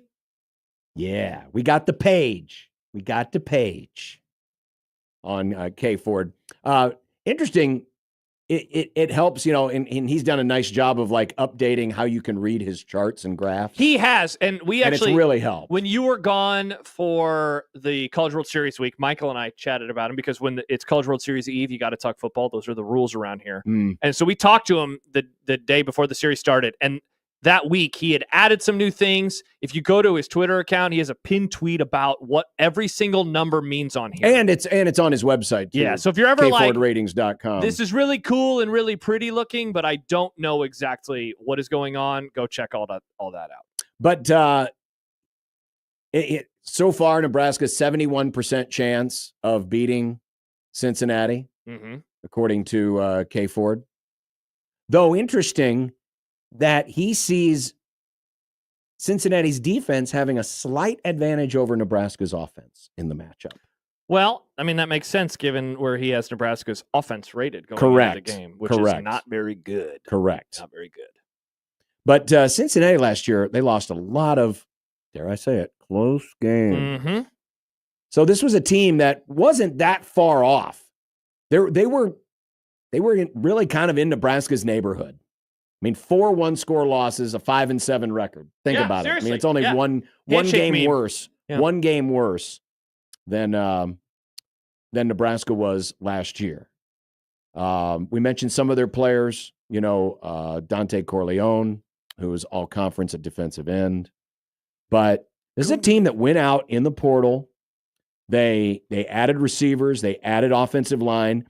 They have a good tight end. Tyree Walker, if you remember him from Wisconsin, he's going to probably be their starting running back. So he'll have some familiarity, and Nebraska will have some familiarity with him. And their quarterback, Sorsby, was one of only, I think it was 8 quarterbacks that had as many as 18 touchdown passes throwing and 9 rushing last year. So you got a bit of a dual threat situation going on there. So this could be I'm not saying Nebraska's going to lose this game. I think they should win this game. But you're saying it's a winnable game. It could be a very interesting challenge. Well, I mean, you look at the point spread, it's a touchdown. Yep. So you're talking about, in theory, I mean, I know you and I've debated before, is a touchdown a coin flip game? At the very least, you're talking about a 1-score football game, that could come down to the wire. We know how Nebraska's done in those. They are 3-10 in the Mike Riley, good Lord, in the Matt Rule era. And as you just said, what were the Cincinnati numbers from last year? 1-4, 1-5. Well, they lost 4 one-score games four last one-score year. games, yeah. So like that, movable force versus the, I mean, really kind of what we're talking about here. Who's going to make fewer mistakes? And if the game comes down to the end, does one team have an advantage? And really, John, I mean, if it is a 1-score game, that team in theory the team that wins should take that movement forward in like a real great way. A real great way. Yeah, think about it. When's the last time Nebraska won a 1-score opening game? 1-score opening game? Oh boy.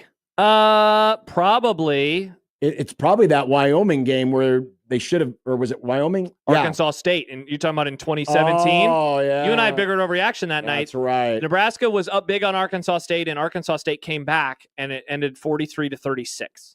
Yeah. And so that I'm pretty sure, because in 2018 they lost, 19 they lost, 2020 they lost, 21 they lost, 2022 they lost. No, 2019 they won a game, but it was not by 1 score.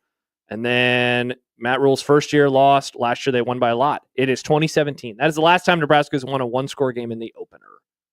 But a 1-score game that is supposed to be a 1-score game. Ooh. Because that was a game that Nebraska should have. They were like probably 3 touchdown favorites in that game, if I remember right. I mean, honestly, we'd have to go back in the archives because Nebraska is usually not in games in the opener that are supposed to be decided by one score. That is and true. If they are, they've lost them all. Maybe Oklahoma State will back in 2003. That Wyoming game in 2013, that was a game again where they were favored by, I think, double digits and only won by 3.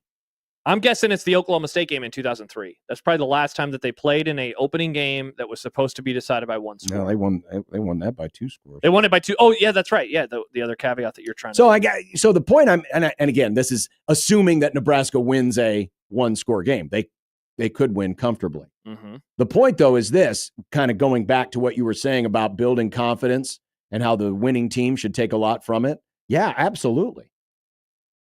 If Nebraska wins a hard-fought 1-score game against a team that, they'll be favored essentially by 1 score by, absolutely. Obviously, you always take the win, but you probably take a little bit of comfort and, hey, that's what we're supposed to do. By the way, 14.5-point favorites Nebraska was over that Arkansas State team when they won by 7. D'Lo says Cincinnati game is exactly the type of game Nebraska loses consistently this past decade. Yes. It absolutely is. It absolutely is. And so that's why, continuing to go back to what we've been saying, if you're able to get a victory there and it is close, I mean, it'd be nice just to beat them. But if it's close, does that mean something for them? Does it allow them to do something interesting? I think it should mean something. I do too. I absolutely do too. You want to blow out everybody because it looks more impressive. But absolutely, you want to get the win, and if it can come with a little bit of, hey, we haven't done that in a while. I'm still looking back. Now, again, a lot of this is because Nebraska didn't necessarily open with really tough opponents. Exactly. 1988, they opened against Texas A&M in the kickoff classic. They won 23-14. Well, that's not even 1 score. That's just 9 points. Right. So that doesn't even count. It's because you're trying to find right now the last time they have won a 1-score or the 1-score game opener against a worthy opponent. See, that's the problem. The problem is that Nebraska usually plays a cupcake in game 1, and then it gets harder. Typically, when they have played, we'll call that name opponents. It's game 2 or 3. They've lost. Yeah, the opener. Yeah, they've lost the opener. Yeah, it's 1975 LSU 10-7. Wow, 50 years. And I wonder what the point spread was for that game. I don't have 1975. Honestly, that because LSU wasn't, as I recall, great in the mid-70s. So they probably were. They may have been favored by double digits, like 10 or 14 points. Wow. Alan says it's a lot of self-scouting, but Nebraska needs to look at themselves and say, how did teams consistently win close games against us? Well, here's the question for you, and I know we're up against it. Did those other teams make plays when they had to, or did they not make mistakes when they, needed to avoid them? Because I would say a hallmark of this era is less Nebraska not making the plays, but more making the mistakes that allow, not getting a stop, turning the ball over. The teams that they play often in these games, if they have a chance, they take advantage. If Nebraska has a chance, they don't. I mean, it's like that famous Stu Manji graphic of like Nebraska has the ball with a chance to take the lead or tie, and it's like two thumbs up and a bunch of thumbs down because of how they play. I know you can get caught up in the euphoria. Well, I tell you what, I'll take a break. We'll come back. We can continue this conversation and have more as we're a little bit past time. So we'll be right back after this on 1620 The Zone. Omaha's most listened to all sports radio again and again and again. 1620 The Zone.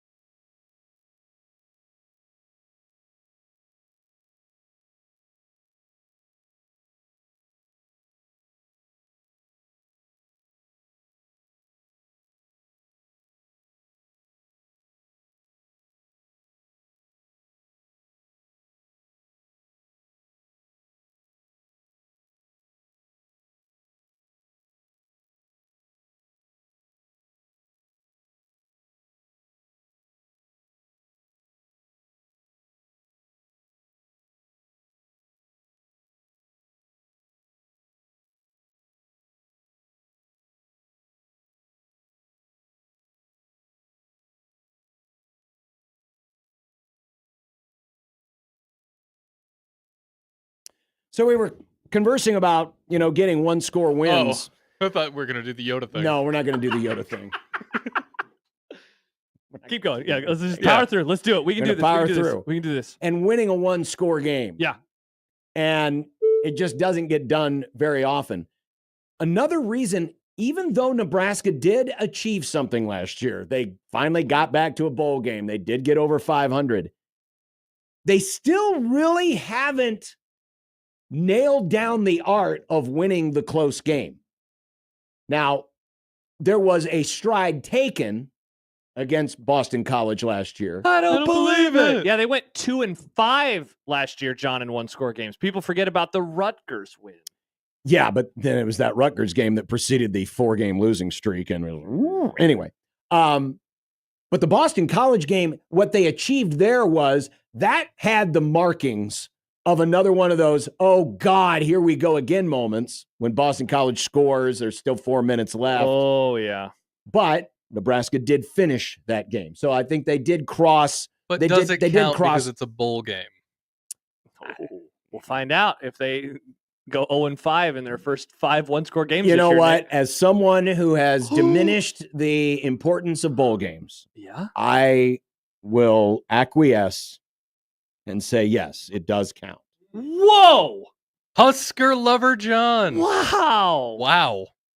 See, people can change. Why are you wowing? If I can change, you can change. You just changed. This is a growing moment. It counts. We obviously know it meant something to Nebraska. This one's for Matt. I'm proud of you, John. I'm not going to go run to the sidelines and celebrate like Dylan did. Nobody will celebrate like that. But I will give them credit for doing something that Mahomes. other Nebraska teams of recent vintage weren't able to do. Sure. But when it comes to making a drive to win a game, do they have that in them? They have not shown that yet. No, correct. So You're there's right. still some achievements there on the old chalkboard that they got to mark off. Yeah, because in the Rutgers game, they were up 14-0. And in the Boston College game, was it 20-2? It was a weird score before all those late Yeah, they were up points. multiple scores. And so they just had to hold on for dear life. You know, they were hanging off a helicopter in each of those games. They didn't make plays to come back and win. And you know what, John? I mean, I'm trying to remember the one-score win that they had in Matt Rule's first year. It was over Northwestern, another game where they had the lead because they won that game 17-9, if I remember right. It's like, and heck, the year before that, the year Frost gets fired, the game at the end of the year over Iowa. That was a game where they were up big, and again, they had to hold on for dear life. When is the last time that they... When's the last time, that they were either trailing or tied and put together in the a fourth drive? quarter and won the game? Maybe it was earlier in 2022 was the Rutgers game that year a one-score win? 14-13. That might be the answer. Now, I don't remember it. It's very forgettable. It was a Friday night. I remember that But much. They were trailing 13-0 at halftime. Okay, so they did come back. They came back in that one, so that's the answer. So, I think that what we're talking about right now is while they have won one-score games, not very many of them, they have still won them. They have not done it in the comeback because I think that's how you really start gaining some confidence. You know, you come back, you do something. The defense makes a play. Not to say that what happened with the offense at the end of the bowl game can't matter. It should. They had to salt out the clock. They got some calls go their way. Sure. Dylan slid a little early or whatever, but they had to salt the clock away, and they did. They did. But, we're talking about something a little bit different right now. Certainly are. And of course, the reason we got into this conversation was Cincinnati was in a kind of a similar spot last year. They lost some close games. Yeah. They lost some one-score games. I mean, it really is a couple of teams holding up a mirror. To each other. They are. And the only difference is Nebraska got one more victory in the regular season and got to play the extra game. Cincinnati did not. Exactly. That's about the only difference between the two. And what do we say? There's an early line out on this game, isn't there? Isn't it? Yeah. Isn't it like 8? Last I saw, I thought it was 6.5. Oh, is it under a touchdown now? I thought so. By the way, speaking of early lines, did you see what the FanDuel line is for the Nebraska-Michigan game early in the year? Oh, there's one up there? Yeah. Oh, 6.5, by the way, for Cincinnati. 6.5 for Cincinnati. Okay. Yeah. And I can give you early Iowa line, too. I got 3 lines for you. We already talked about Cincinnati. Guess the lines. Nick, you can participate. Well, judging by the way you went, Wait, I don't speak like that. The way you were wailing, about this. Did you see the Nebraska line? How does it feel? Man, were you wailing because your beloved Wolverines aren't favored by enough? Go Blue! Were you surprised that it was that low? I'm going to say Michigan by 7. I'm going to agree with John. Well, first of all, this means John doesn't read my DMs because I DM'd about this the other day. Michigan by 3.5 points. How about them apples? 3.5? Did you DM him? Yeah, because it showed up and Sam wrote about it, and I had not seen this line. I had not seen this nor heard about this because SP Plus has Michigan as a double-digit favorite.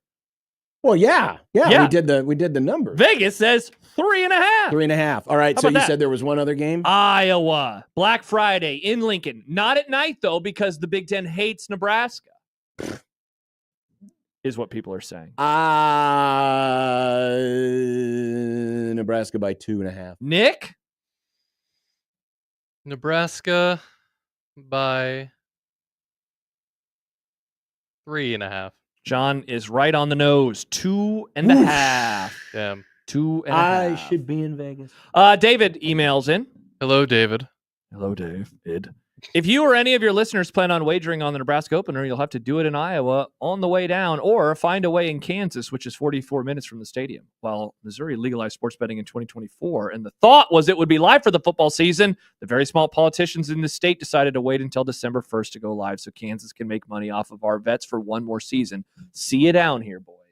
So, John, if you're getting in your bets on our way down to Kansas City, well, remember, just do it in Iowa. Remember, you got about, depending on where you enter the interstate, if you're going down Highway 2, if you're coming from Lincoln, you got about what is it, a 10 or 15 miles there in Iowa? In Omaha, we have about an hour. Yeah, you got about an hour. Plenty of time to put together all sorts of parlays. Just plan your route accordingly.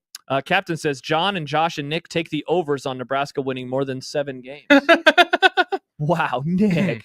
Sorry, I don't mean to spoil my prediction for later this month. This month? Are we doing that this month? No, we do that in August, Nick. Before That's right. That's starts. A long ways away. That's why I can't remember when we do it. A long ways away. Several days.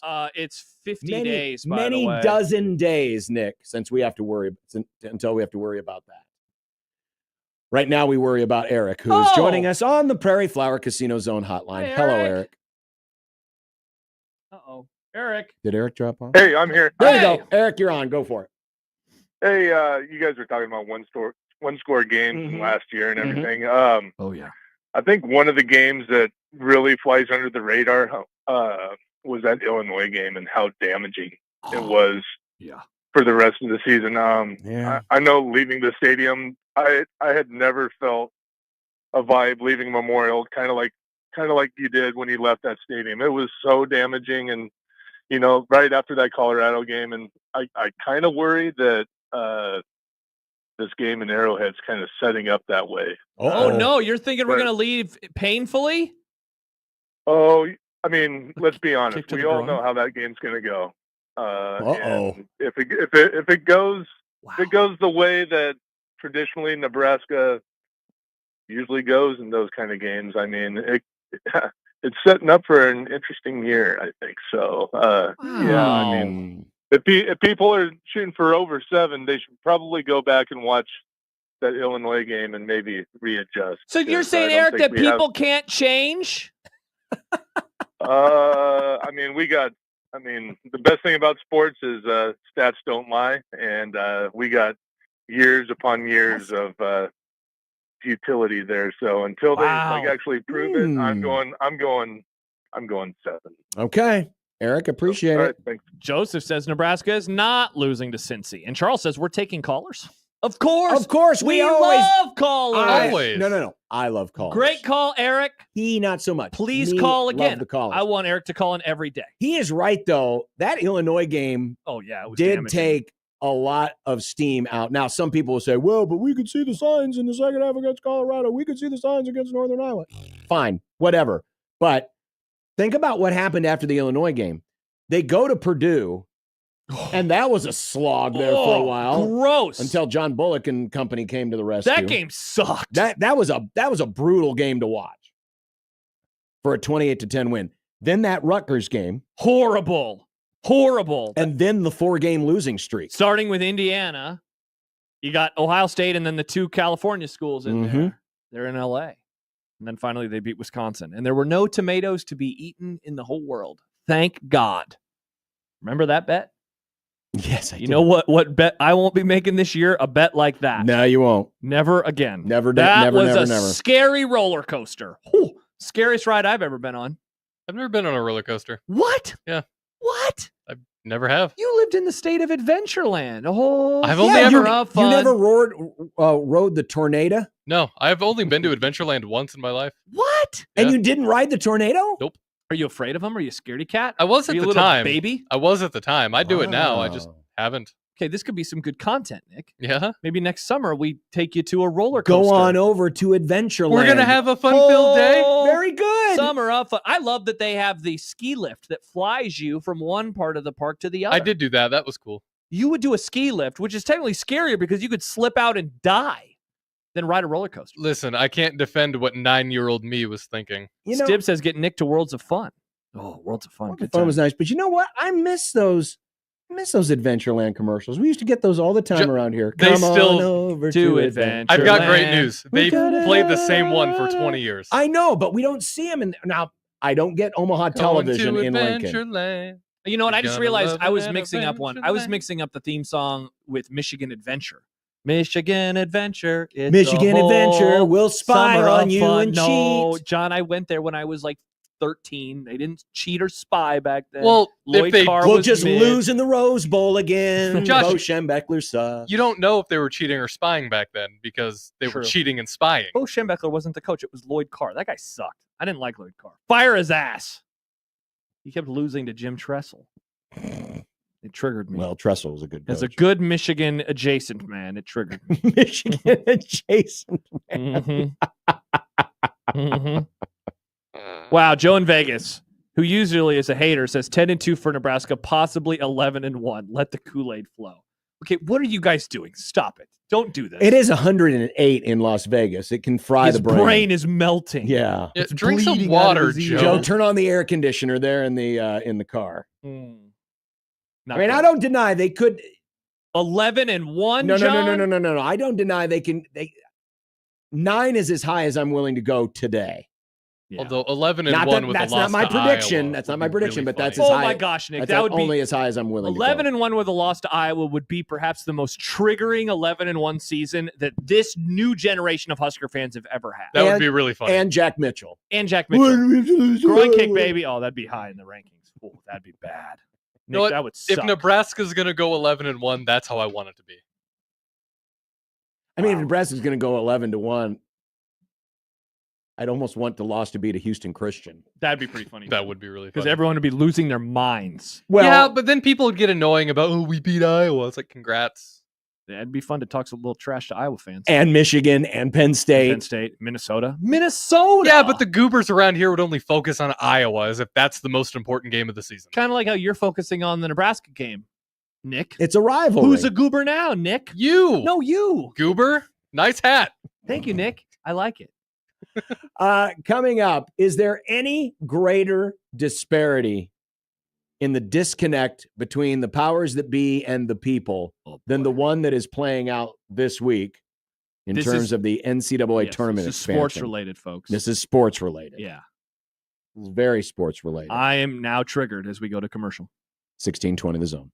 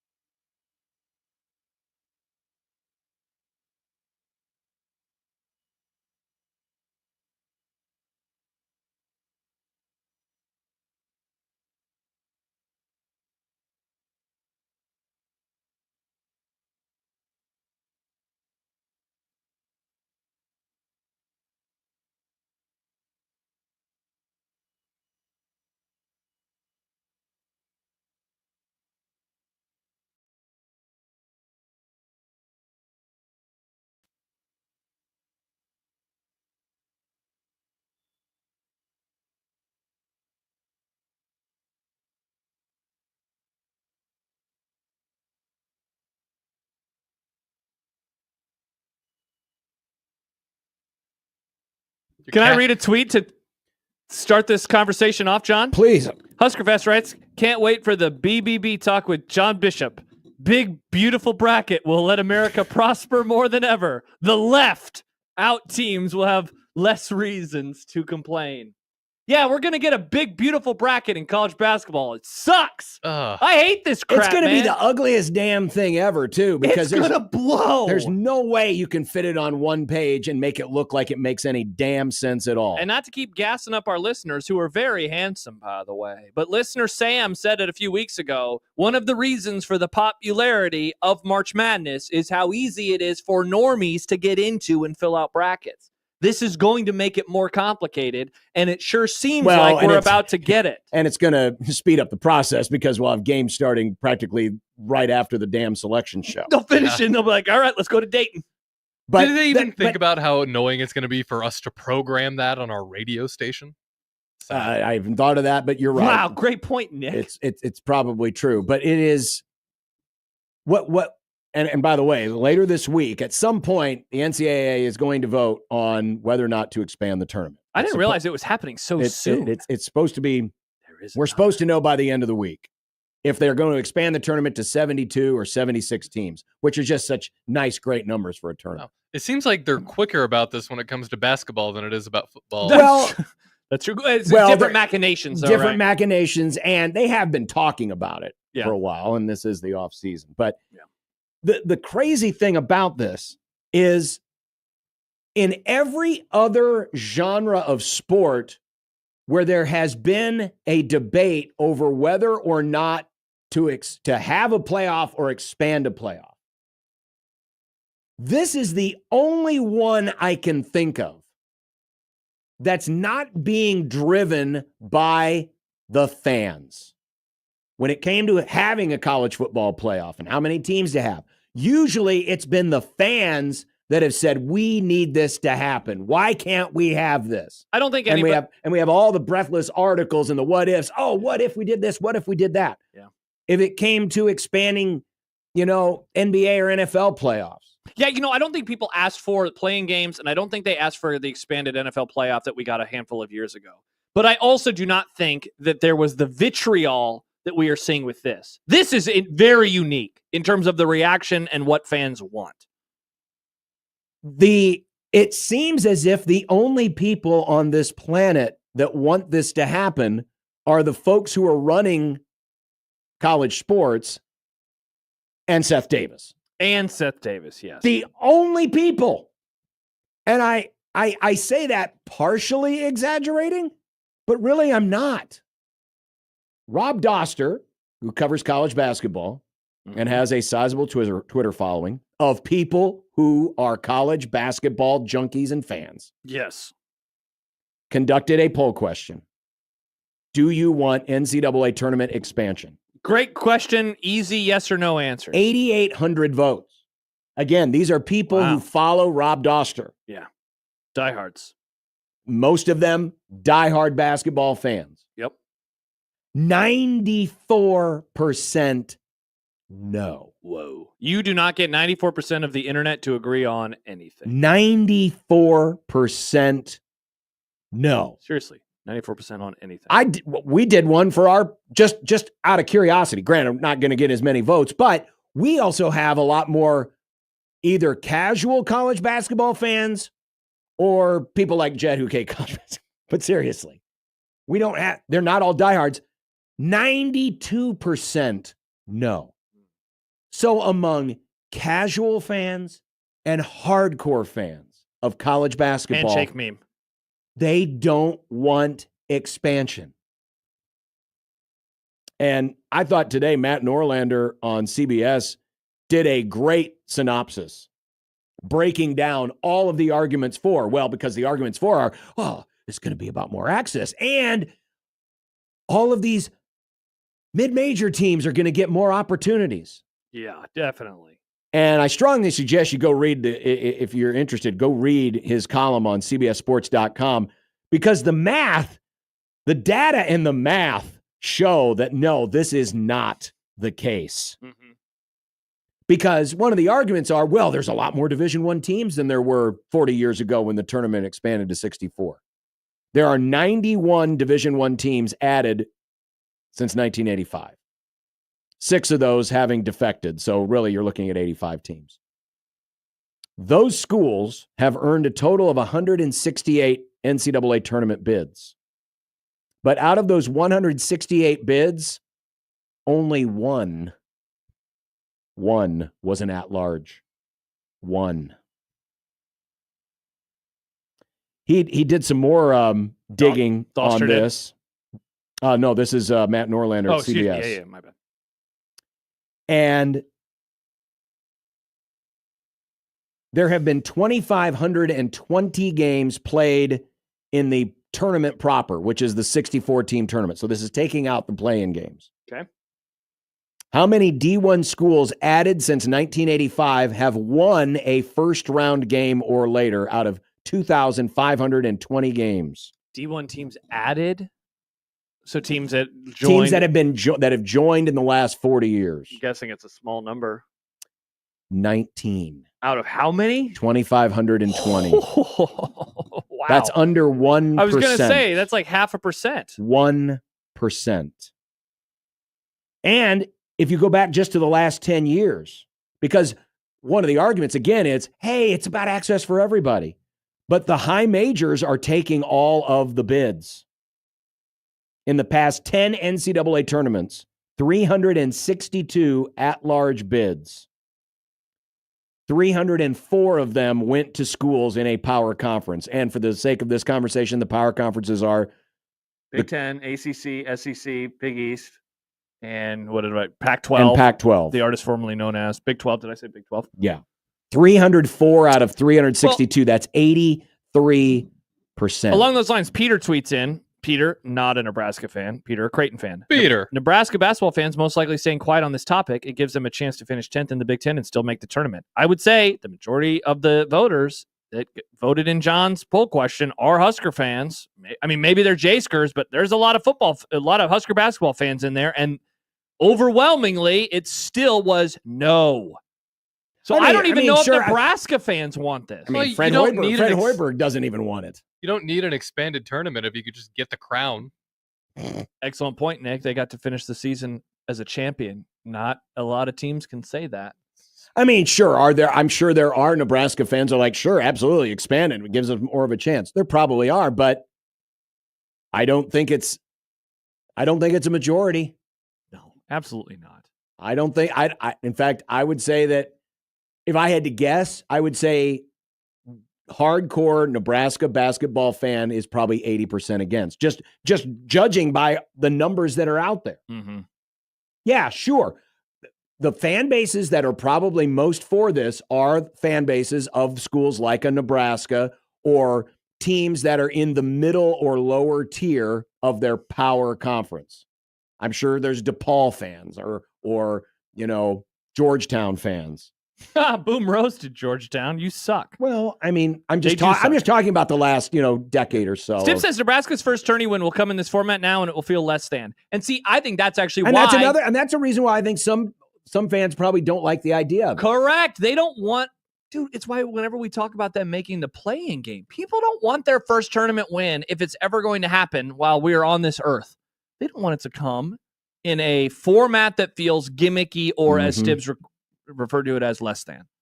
There's something to that.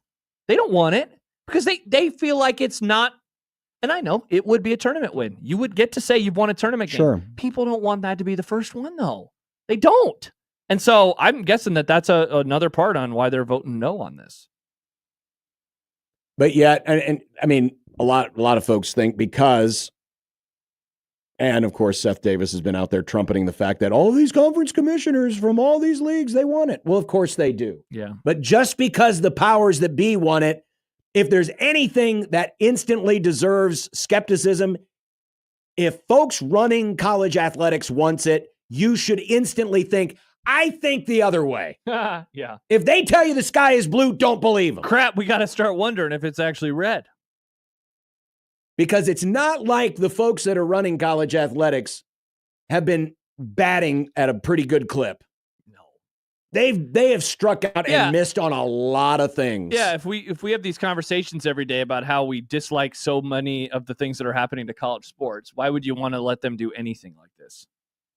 And I do think, and going back to your point about, because remember, the thing that makes March Madness special is it's the one time of year when college basketball gets the center stage. Yes. The rest of the time, the sport is not. It's in the background of football season, or it's happening, but it's not in the zeitgeist like the NFL is or like college football is. But March Madness shows up, and it takes over the calendar for 3 weekends in a row. And what the other thing it does, because really, if you think about it, March Madness really begins with the conference tournaments. Correct. So that 4 weeks, 4 or 5 weeks, a month. I call it March Madness. But the point is, by adding more teams, you're devaluing those tournaments too. Yeah, which have already become devalued. You're devaluing. I mean, you're just devaluing more. Anytime you add to a playoff, you run the risk of devaluing your regular season. If you're saying, well, that's fine with me, I don't care. Okay, but again, remember, this is the one time when college basketball gets center stage and it trumps everything else. And the big reason for that is the accessibility that fans have to have fun with it, making out their brackets. Yeah. If we're going to add 6 or however many added games on a Tuesday or a Wednesday night, let's not pretend. I mean, most people, when they fill out their brackets, the play-in is just kind of a, okay, well, whatever that is. I want to hit on that a little more because Michael responded, Michael Severe. He says, I think most people fill it out online and it just goes automatically in advance, like on Yahoo, CBS, or ESPN. So it's going to be just as easy to fill out. See, but I don't like the more teams you have that are in the early non-Thursday, Friday stuff, the more that can mess up your bracket. And like, I understand it and you understand it and Michael understands it, but we're not talking about us. We're talking about the true casual fans that don't get it. And so I think it's just going to be an extra dumb little hoop to jump to, or it's going to alter the standings. And like, look, this is small potatoes, but this type of stuff is how you get the audience you do for those Thursday, Friday games. Now, of course, a lot of people will argue, again, it's about access. It's about getting more teams in, more deserving teams, which, you know, that's a big wink. But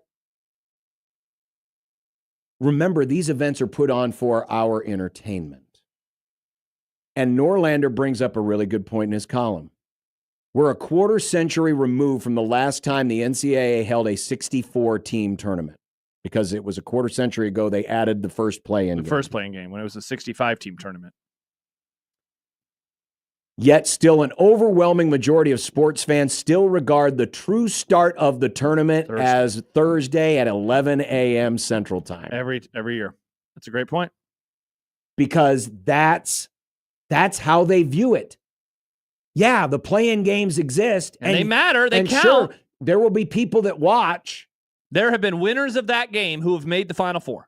But no one considers it a holiday. And that's, of course, been one of Seth Davis's big arguments is, well, it just means more basketball and more people will consider it a holiday. No, they won't. No, it'll be a half holiday. No, they won't. It'll be a half-assed holiday. Because a random game in the middle of the day on a Tuesday between the 75th and 76th seeded teams, or whatever the hell the numbers are going to be, is not going to draw the type of an audience that you're going to get for the Thursday and the Friday of the tournaments. Jeff says on our text machine, hardcore Nebraska ball fan here, absolutely do not want this. Do not want this. It's really, they're doing their best to make this not matter. Make what not matter? The tournament.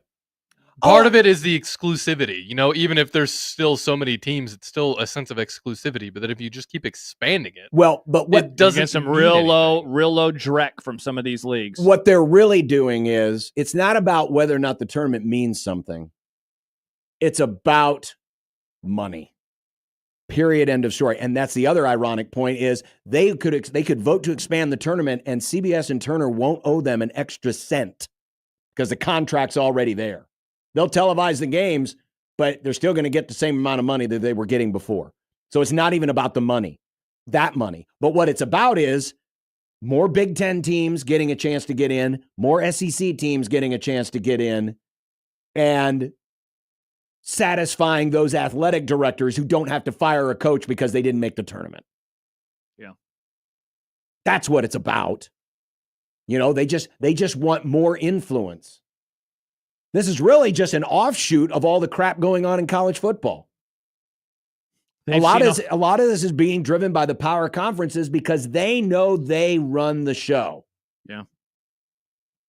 And they've seen all the breathless reporting on college football playoff expansion and say, hey, we want in on this. We want to do something that fans aren't asking for too. Crazy things. These are the same people. The same administrators that run Northwestern are the same ones that are voting on that. Yeah. But again, it's crazy though that the disconnect is this deep. I would be against it whether or not it was a 50-50 vote or a 70-30 in the other direction. But the fact that over 90% of people who follow the sport and even those who follow it casually say, no, not for me, bro. That's amazing. Because in the words of Seth Davis, but you're getting more basketball. And the public is saying, but we don't want more. Yeah, we like it as it is. We like it as it is. That does not happen in this society. It does not happen. It really doesn't. We love more. We love more things. We love more. We love this. Oh, more food. We love supersizing things. Absolutely. We don't want this. And yet we don't want this. And yet it doesn't matter, seemingly. No. It doesn't matter what we don't want. It really doesn't. And it never will. All right, still to come. Have we moved on from Scott Frost? We've moved on. Haven't we moved on? Have we moved on? Coming up next, we'll move back on to Scott Frost. We'll move on. By the way, 1620 The Zone and the Salvation Army are teaming up in the 7-can back-to-school backpack program as we get to, basically we're a month away from the kids going back to school. And there are a lot of kids that could sure use some school supplies, even backpacks themselves. If you have a chance to donate, please drop off new school supplies anytime between now and August 3rd at select Methodist Health System locations, Metro Credit Union locations, Cubby's convenience stores, and Salvation Army locations. And if you want more details of what folks are looking for and how you can help, go to 1620thezone.com and find out more about the 7-Can Help Salvation Army Back to School Backpack Program.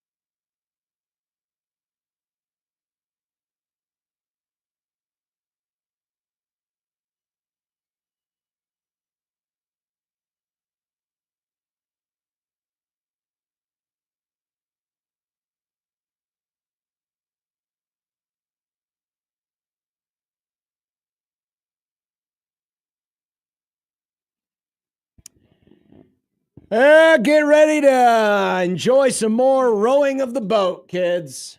We're stuck with PJ for at least another 5 years. He's a good coach. PJ Fleck locked in through 2030, a contract extension signed today with Minnesota. And you're right. As much as we might be annoyed by the whole rowing the boat memes, he has the best winning percentage by any coach at Minnesota post 1950. Wow. Dang. 598 winning percentage. He good. I guess it's hard to recruit people to go to Minnesota. It's cold up there, Nick. But the Mall of America. It's chilly. But the Mall of America. Something Austin didn't even know about. That's true. And there's mooses up there. Moose? Do they know how to roof? Something like that. Yeah. He's at 598. You have to go back to, actually. Okay, well, Bernie Bierman, I see. Bierman! He had two different stints. Sounds like a Marvel character. Ended in 1950. I'm Bernie Bierman. It's a fake name. No, it's the real name. I'm a reporter. That's crazy. Crazy. And you've got some decent coaches in there too. In where? In Minnesota, even in that time. I mean, Lou Holtz. Where's Lou Holtz? Well, he was 10 and 12. Who was the guy who Glenn Mason? Glenn Mason. I met Glenn Mason. This sounds like a country western star from the 60s. Glenn Mason? No, that's Glenn Campbell. Nice. I guess I can see it, Nick. You think all Glens sound alike, I guess. Kinda. Yeah, he was good. And then who was the guy around the time of the Dilly Bar Man? Well, Jerry Kill. Yeah, remember The when we Dilly Bar Man. Nick, search Minnesota Dilly Bar. You'll see what's going on. No, not on the Okay. on Google, on the internet. Search it. Remember when I asked him that question? Yes. And he was like, that wasn't me. It was a different fat Yes. guy. Man, That was hilarious. God, I felt like a big idiot. It was hilarious. Big dumb idiot. Incredible. From Vincent Napa, our buddy Vincent Napa, email. Scott Frost I get it. keeps outdoing himself. I will root for Bill Callahan and Mike Riley before I root for Scott Frost. I stopped short of rooting for him to fail, but let's say if UCF goes 2-10, I won't be heartbroken. Callahan and Riley were not complete zeros as coaches, unlike Frost. They were also smart enough not to say anything stupid after getting relieved of their duties at Nebraska. Frost was given the keys to the mansion and bleeped up 7 ways to Sunday. Screw him and his lack of accountability. Nick, cue the drop. Screw Scott Frost. Screw Scott Frost. Oh, I don't have that at the ready. Oh, interesting. I'm stunned. But I know, because to some people it's like, why do you have to talk about it? Why do we have to mention it? Why does it happen? He did it first. He did. He was asked about Nebraska. Uh-huh.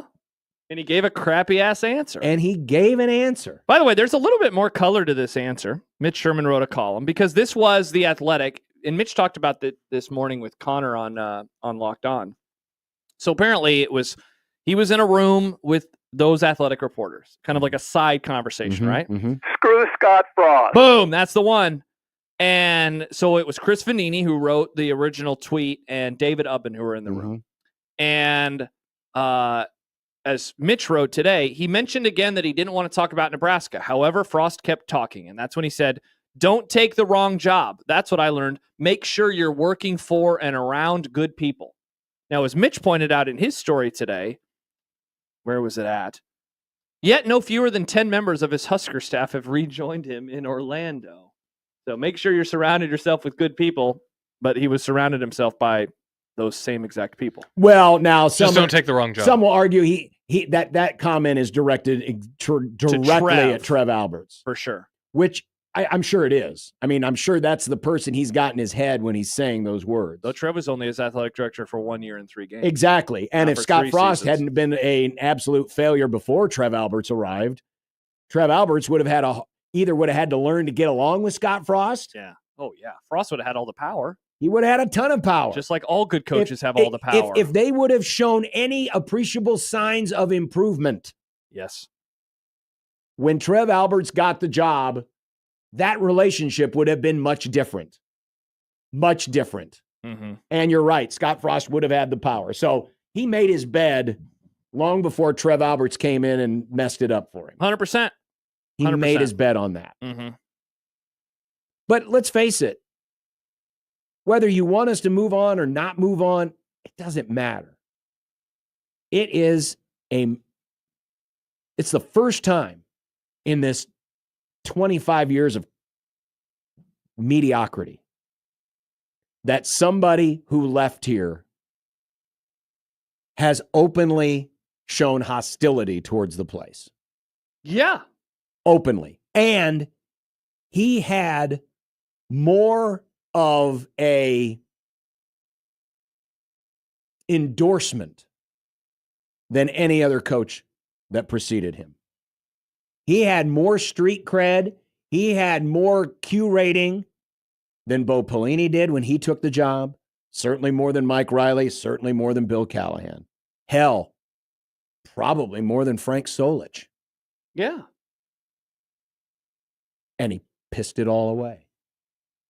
I would say that there's never been a coach at Nebraska who was given more, certainly more rope. I'm not even talking about the fan base, but I'm talking about from the organization, the administration. Sure. And some would say, and Mitch hit on this today, and others have talked about it before, maybe they gave him too much. Could there have been a nice, healthy middle of don't treat him like Moose did, don't treat him like Trev did, find a nice middle ground. And perhaps that would have helped, but they did everything. They moved practice schedules around. Back in the day, Nebraska practiced in the afternoon. Under Frost, they practiced in the morning, which, that might sound, what's the big deal? That resulted in the class schedules for 100+ guys having to get moved. Correct.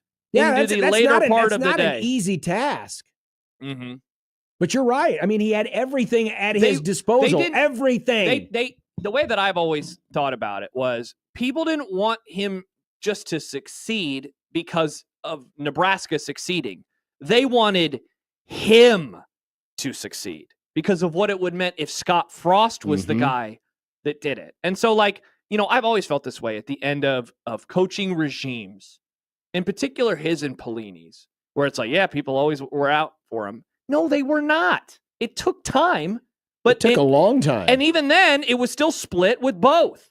But it took time. In 2008, there wasn't this large, healthy group of fans or media members that were questioning Bo, and there certainly weren't in 2018. And that quote about surrounding yourself with good people, I always think about the former players around here who, for a variety of reasons could have gone ham on him from day one and never did. If the most famous thing that happens is Tommy Frazier wearing a Creighton, quarter zip like the first week that he was on the job. Mm-hmm. Otherwise, they shut up, because I had many did. more off-the-record conversations than on-the-record conversations with former players who despised the guy who played with them. And again, they never said anything. And again, that has nothing to do with whether or not he won or lost. No. Scott Frost didn't, unless he's that mentally weak where he allowed Tommy Frazier wearing a Creighton outfit to affect his decision-making. Mm-hmm. If anything, that should be more of a motivation to go out and prove people wrong. But that was always the thing with him. He always had to find a boogeyman to prove wrong. Yeah. That's what it comes down to, right? Accountability. I've said that word about him. I wrote that word about him a couple months ago, and that was after I can't remember her name now, but he talked to the reporter from ESPN. It wasn't Dinich. Was it Adelson? Was it Dinich? It was one of the two. Yeah. And that was when it started. And he's just been, getting so close to saying this. And Cody says Scott is living rent-free in Husker Nation heads. It's hilarious. Perhaps, but Nebraska's living rent-free in his too. Again, the reason it's a two-way street right now. Again, the reason why we're talking about it is because this is the first time any of these other fired coaches have actually come out and said anything. By the way, remember when Bo did that podcast, what was it, with the Bussing with the Boys? What was it, 3-4 years ago? Mm-hmm. We talked about that too. Correct. If Mike Riley said something tomorrow, we would talk about that. If Bill Callahan, I'd love to hear Bill Callahan talk about his time in Nebraska. But they don't. But the interesting thing is, going back and saying it was the wrong job. Okay, it was a wrong job for you. Obviously wasn't the wrong job for Matt Rule. Yeah. See, and that's who the has part. Zero connection to this state. That's the part that I just cannot square with so much of this fan base. That they are okay with him crapping on your team. This is your team that you supposedly love, but you hold him into this high regard for whatever reason, and you defend him, or you'd have these stupid pithy-ass comments. Oh, here we go again. No, he's crapping on your house. Yeah. You want someone to walk into your house and kick the mud all over the place and say, and you're like, yeah, you're allowed to do that. No. You're allowed to do that because you're one of us. Who would you kick that person in the ass. Who would be okay with that? And apparently a large portion of the fan base is. It will never make sense to me. It was one thing to say, he should have been given more time. All right, I'm going to disagree with you.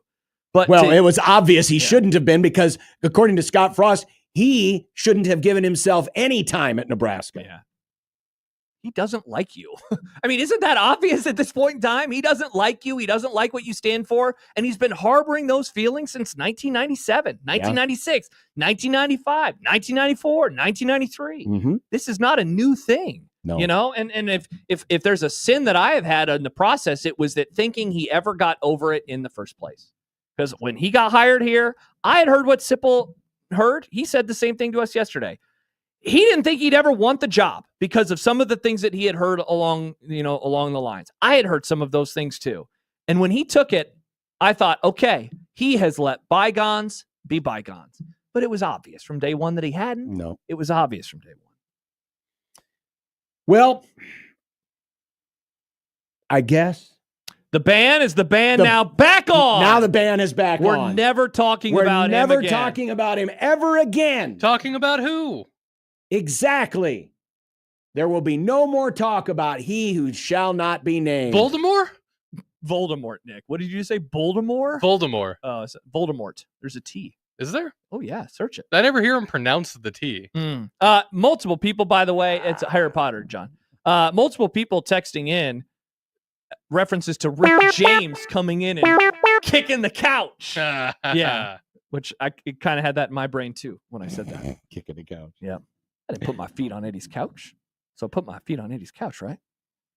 Coming up, we've got the NIL today. Oh. Whoa. Good. Are we talking Texas Tech again? Well, Texas Tech's going to be mentioned, I'm sure. I'm sure they will. And still to come, and your chance to get into dumb debates. So send us your dumb debates. Please. Wherever you have them, send it to us. JTech Construction Zone Twitter page at USC1620. Use the hashtag dumb debates, please. Please. Or when you email us your dumb debates into the Equitable Bank inbox. Or Blue Sky. John at 1620thezone.com. Josh at 1620thezone.com. Just put dumb debates in the subject. Yeah. Nice. Makes it easier for us to find. Oh, yeah. From 1620 The Zone.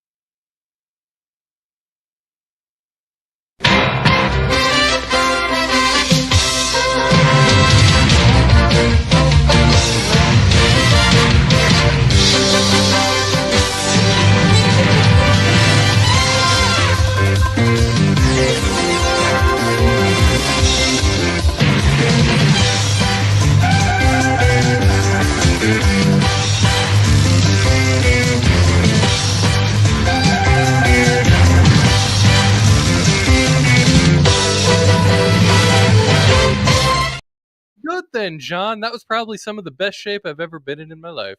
Were you in shape or were you just really skinny? Facially, I mean, Yeah, that's not in shape. It's just being tiny. That's in a shape. I mean, yes, round is a shape. Remember those It jokes? is true. Round is a shape. Well, with Big 12 Media Days going on, this means we get a chance to ask all of these coaches, hey, how do you like the new era of college sports? I love it, John. I love football, and I love watching it on TV. Well, and I like that players are earning their keep. There's none of that going on yet. Oh, 50 days from now, though, Nebraska will play at Arrowhead Stadium. Wow, 50 days from now, I'm going to see My Chemical Romance. Remember, you're seeing them 51 Yeah, but I'm days going to be from on now. my way to Chicago. Did you know that Nick's stupid concert's on Friday? It's not even on the Thursday. I still have to drive there. You've been lying to me, though. Lying? At the same time, I'll be watching this concert. No, at the same time, you'll just be in Chicago with your thumb up your rear end. Where else am I going to put my thumb, Josh? Anyway, John, back to you. According to an SEC NIL collective operator, quote, it's 1,000% more difficult to win a recruitment than it was 2 years ago. Nice. Well, I mean, recruiting should be hard. It should be hard. Mm-hmm. I don't know why it should be that much harder, though. I mean, you have as much money as everyone else, or do you? This was a story from Pete Nakos of On3. Said the influx of spending in the high school market comes as third-party NIL deals in college are being held up by the recently established NIL clearinghouse. We call it NIL Go. Still sounds like just an app. It does. Big shoes. Oh, yeah. Speaking with sources across the Power Four, a slew of prominent schools collectives are still waiting on approval from the clearinghouse on deals ranging from $1,000 to $150,000. Whoa. Other prominent collectives who wish to remain anonymous told On3 they have not submitted deals to the clearinghouse so far. According to a source, deals ain't stopping. If we don't hear, we'll figure out other ways. That's the reality. Gee, I wonder what those other ways might be. I'm curious to find out. According to Yahoo Sports, of the 1,200 deals submitted so far to NIL Go, nice.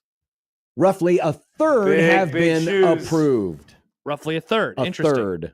So does that mean the other 2/3 have not been approved, John? They have not been approved yet. But they've not been denied. Well, another SEC NIL collective told On3 that it submitted a deal 14 days ago with multiple deliverables for an event. Deliverables meaning, multiple things that the athlete has to do to collect the money. That'd be your deliverable. With the clearinghouse's delay, the event that the football player was supposed to execute has since passed. I hate that they're calling it the clearinghouse. What do you want to call it? NIL Go. Big shoes. You want to call it that, Nick? It sounds better. When I hear clearinghouse, I think of like a sad old Kmart that went out of business and they're just selling everything, like even the shelves. We got to clear the house? Yeah. Oh, interesting. So Ross Dellinger, who of course has been all over this story and many other stories like it in He college loves football, stories. talked to a few of the coaches at Big 12 Media Days. Kenny Dillingham of your defending and still defending Big 12 champion Arizona State Sun Devils said, "We don't know the rules." Awesome. That's what you want to hear. The settlement passed, but who knows what Deloitte or NIL Go is going to clear. Big shoes. Until there is clarity, you're living in limbo. Limbo. Purgatory, some would say. Nice. Neither heaven nor hell. He said, you're seeing a lot of people lie and promise fake things. I've seen agents coming out and saying it's a guaranteed 3-year deal for a high school kid. And Satterfield says, or this is Satterfield now talking. Oh, okay. Scott Satterfield. How? How what? How are they able to guarantee a 3-year deal when they don't know that the deal is going to be cleared by the clearing? I'm sorry, NIL Go. Big shoes. More from Dellinger. He says nearly each Big 12 coach told Yahoo Sports this week that they support employment/collective bargaining. Here's what Rich Rodriguez had to say. How do you make $500,000 and aren't an employee? A great point there. Mm-hmm. Also, Kyle Whittingham, he told Yahoo today, I think you may even see the day in the not too distant future where players don't have to go to school if they don't want to. It will be like a true minor league. I think that's coming. It's sad to say. More school for the student athletes. They're just athletes now. Yeah. Because of NIL Go. NIL Go. Big shoes. Mm-hmm. Why do you keep dropping that in? Because remember that episode of Succession when they I do. did that app and they called it something plus? Yeah. You said NIL Go sounds like an app.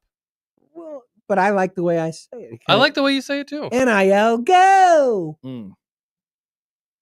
Big shoes. There it is again. I like it. I think it's funny that he's playing that. You I like think it? I think All you right. guys are doing it. This is a good Paul and John in the good days kind of thing we got going. Nice. Yeah. Not Abbey Road when they hated each other. I don't hate John. White Album. Do you hate me, John? Sometimes. NIL, go! Big shoes. Sugoi says sounds like Pokemon Go. It really does. Better Pokemon go to the polls. Wow. But it is fascinating with all of these schools that have front loaded these deals and some schools haven't. Tough. And there's still a belief out there. In fact, this was another quote. I think this was this from Dillingham? Yeah. From Arizona State. At the end of the day, all these people who front loaded, you're going to have to tell players they have to take less. You may have to set a standard for what people should be paid. Your starters may expect a certain amount of money, when in reality, they cannot functionally earn that amount of money if you want to build a team. Well, yeah, I mean, to be fair, like that's life though, you know? Sure. So it's a great lesson to learn. This is a great lesson to learn that you will, I mean, in sports especially, there are salary caps. Not in baseball, but there is in every other sport. So sometimes there's a luxury tax in baseball. That's true. So there's a form of a salary yeah, cap. so like that's what has to happen. The thing that I keep wondering about, John, with the well, it has to happen if you want to maintain competitive balance, but which I think you do. Well, do they? I mean, I'm just talking about the individual players themselves. Like they're going to have to understand that you can't have $20 million salary because they have to divide up the money elsewhere. No, but that's the thing. I don't think the athletes need to understand that because right now they got the best of all worlds. That's true. Because they'll just say, well, I want more NIL then. The reason salary caps exist are A, competitive balance, and B, cost maintenance. And when you talk about cost maintenance, you're talking about an owner of a football team that wants to make sure, hey, I'm still making my profit. But the difference here is the owners of college football aren't really the schools. It's the boosters. And as much as the boosters want to spend, at the end of the day, they'll be the ones that set the cap. But how many of them want to set a cap? Mm-hmm. Because it's all about ego. It's not about making money. It's about ego that my school wins a title. That's why I'm going to give $1 million to this collective. I do keep wondering, though, to go back to, the quote that you had at the start of this. What was that one about the guarantee contract? Who said that? Was that Dillingham that you read at the very start of the segment? There was something about, what did he say? I've seen these agents coming out and saying it's a guaranteed 3-year deal for a high school kid. Yeah. And then what did he say after that? How? Yeah. So here's my thing. You have long thrown out the idea of scholarship contracts. Mm-hmm. Like there is a part of me that wonders if this could end up being the thing that maybe fixes players leaving all the time, where John, what if you did a 3-year deal and you're like, all right, let's just do $3 million because it's easy math, $3 million deal over 3 years, but first year it's $500,000, and then the second year it's $1 million, and the third year it's $1.5 million, but only if you're here the entire time. And can you set it up where if you break the contract, then money would have to be paid back in some form? But in that case, they're employees. Yes. Yeah. They have to be able to collectively bargain that. And that does not exist right now. Yeah. And while some schools have tried to write up contracts in such a way where, there is at least some kind of payback if you leave early, the question is, are those deals enforceable? We see it with Nico Iamaleava. He had that deal with Tennessee. Yeah, that's true, yeah. And then just said, nope, I'm out. And I don't think just because the July 1st date passed and we got the settlement, that doesn't change anything. Because again, there's no binding legality that's holding the players to that deal. Because they've been able to successfully challenge a lot of these things in court. And so as long as there's no collective bargaining, you really can't pin down the players and say, okay, if you sign this deal, that means you got to follow it. Mm-hmm. So Schools will try to do what they want, but at the end of the day, if a player decides, I'm going to leave Nebraska after a year, when I signed a 3-year deal, that player, if the school says, well, then that means you owe us this much money back, they're probably going to take the school to court. Yeah, that's true. Because who negotiated that deal? Was it collectively bargained? The answer, no. At least not for now. Not for now. By the way, there was another quote that I was going to read. I'll read the quote, but I won't say who the quote is from because we're no longer allowed to talk about this person. Oh, Mr. H.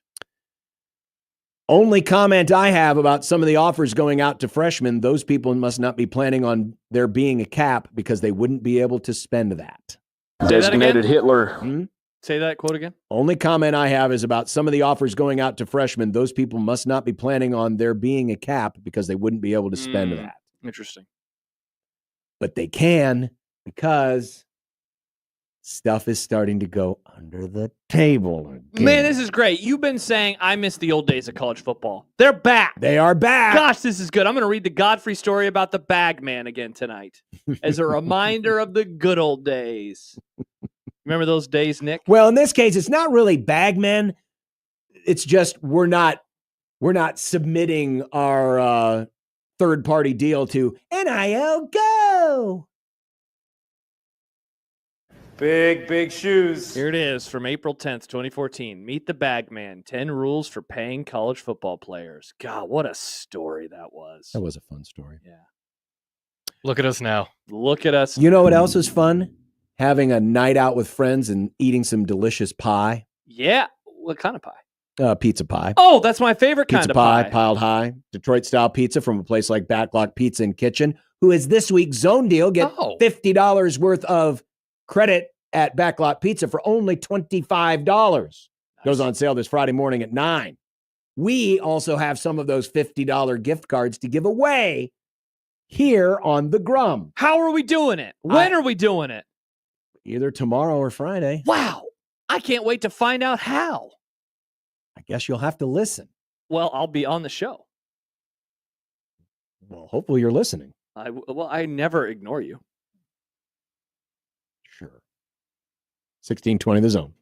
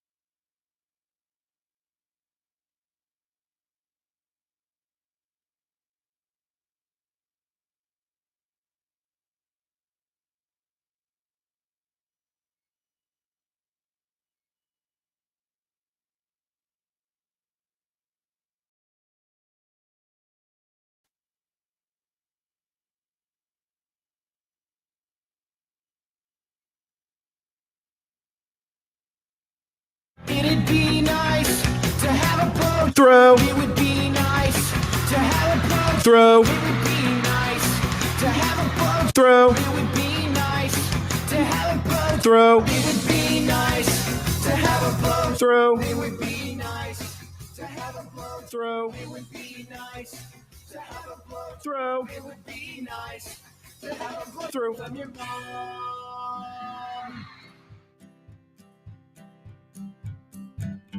Listeners and not to, we did anyway, dumb debating. John's computer sucks, Macs are the only way, dumb debating. Fullbacks are running backs, hamburger steaks. Josh is too dumb to eat a cupcake. Mailing a base. Does John like Nebraska or Creighton? Just three radio hosts on air, dumb debating. Die for the pylon or give up on the plate, dumb debating. Millennials are great and old should go away, dumb debating. Rarely do we find any common ground. Josh wants his food to be the best around. Even if it gives him fatal flatulation. Just three radio hosts on air, dumb debating. When a tree falls down and nobody's around, you can bet your ass it won't make a sound. Water ain't wet, you know nothing about hydration. Just three radio hosts on air, dumb debating. Just three radio hosts on air, dumb debating. Here we go again with another round of dumb debate. Here we go with some dumb debates. Yeah, that's right. That's going to be the title of the podcast segment.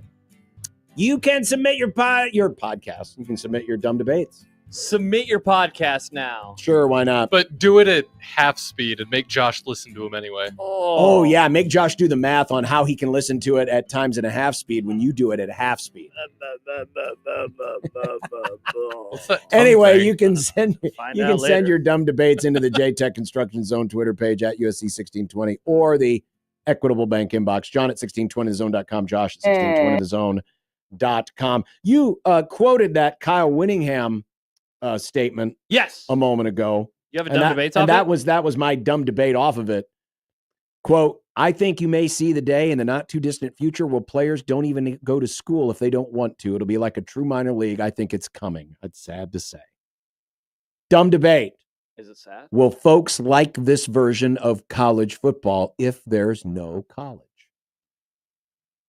Is everything else the same? Michigan still is Michigan. Their uniforms haven't changed. Ohio State is still Ohio State. I would Nothing assume so. changed. Yeah. Yeah, they'll be fine. What would we call it? We couldn't keep calling it college football. Not college football, college football. Not I college? do. I have always wondered if the element of would you still have the same romanticism about Nebraska football if you knew that they were just players, they did not go to class, they were just Nebraska football players. See, and I think a lot of people get attached to schools if they went to the school, even if they didn't participate in any of the sports or didn't share classes with anybody. They could just sit there and be like, I went to that school represents me. Mm-hmm. But if there's no school attached to it, would people still feel represented? Yeah, honestly, what John's asking and you were asking is, do we like college football because there is the attachment to college, or do we like it for a different reason? Yeah. And I think it comes down to the individual people. I don't know the answer, I don't either. I think that, Nebraska is unique in that I shouldn't say it's unique because it's probably this way to a lot. You're normal, Nebraska. Well, Nothing special about you, says John Bishop. Most Nebraska football fans are not graduates or even attended a class at the University of They're Nebraska. sidewalk fans, yeah. And it's probably that way in a lot of other places. Of course, yeah. Bama, Ohio Most State. of them didn't go to Alabama. Yeah. And so why should it affect you would kind of be the angle off of that. Possibly. But there's always been this notion about college sports that it's different from the pros. But we keep whittling away at those differences. But there is one thing that is still different from the pro game, now that it's that the kids do go to class. They're there to get an education. And again, I don't know the answer to wink after you said those sentences. Well, I mean, it is true they do go.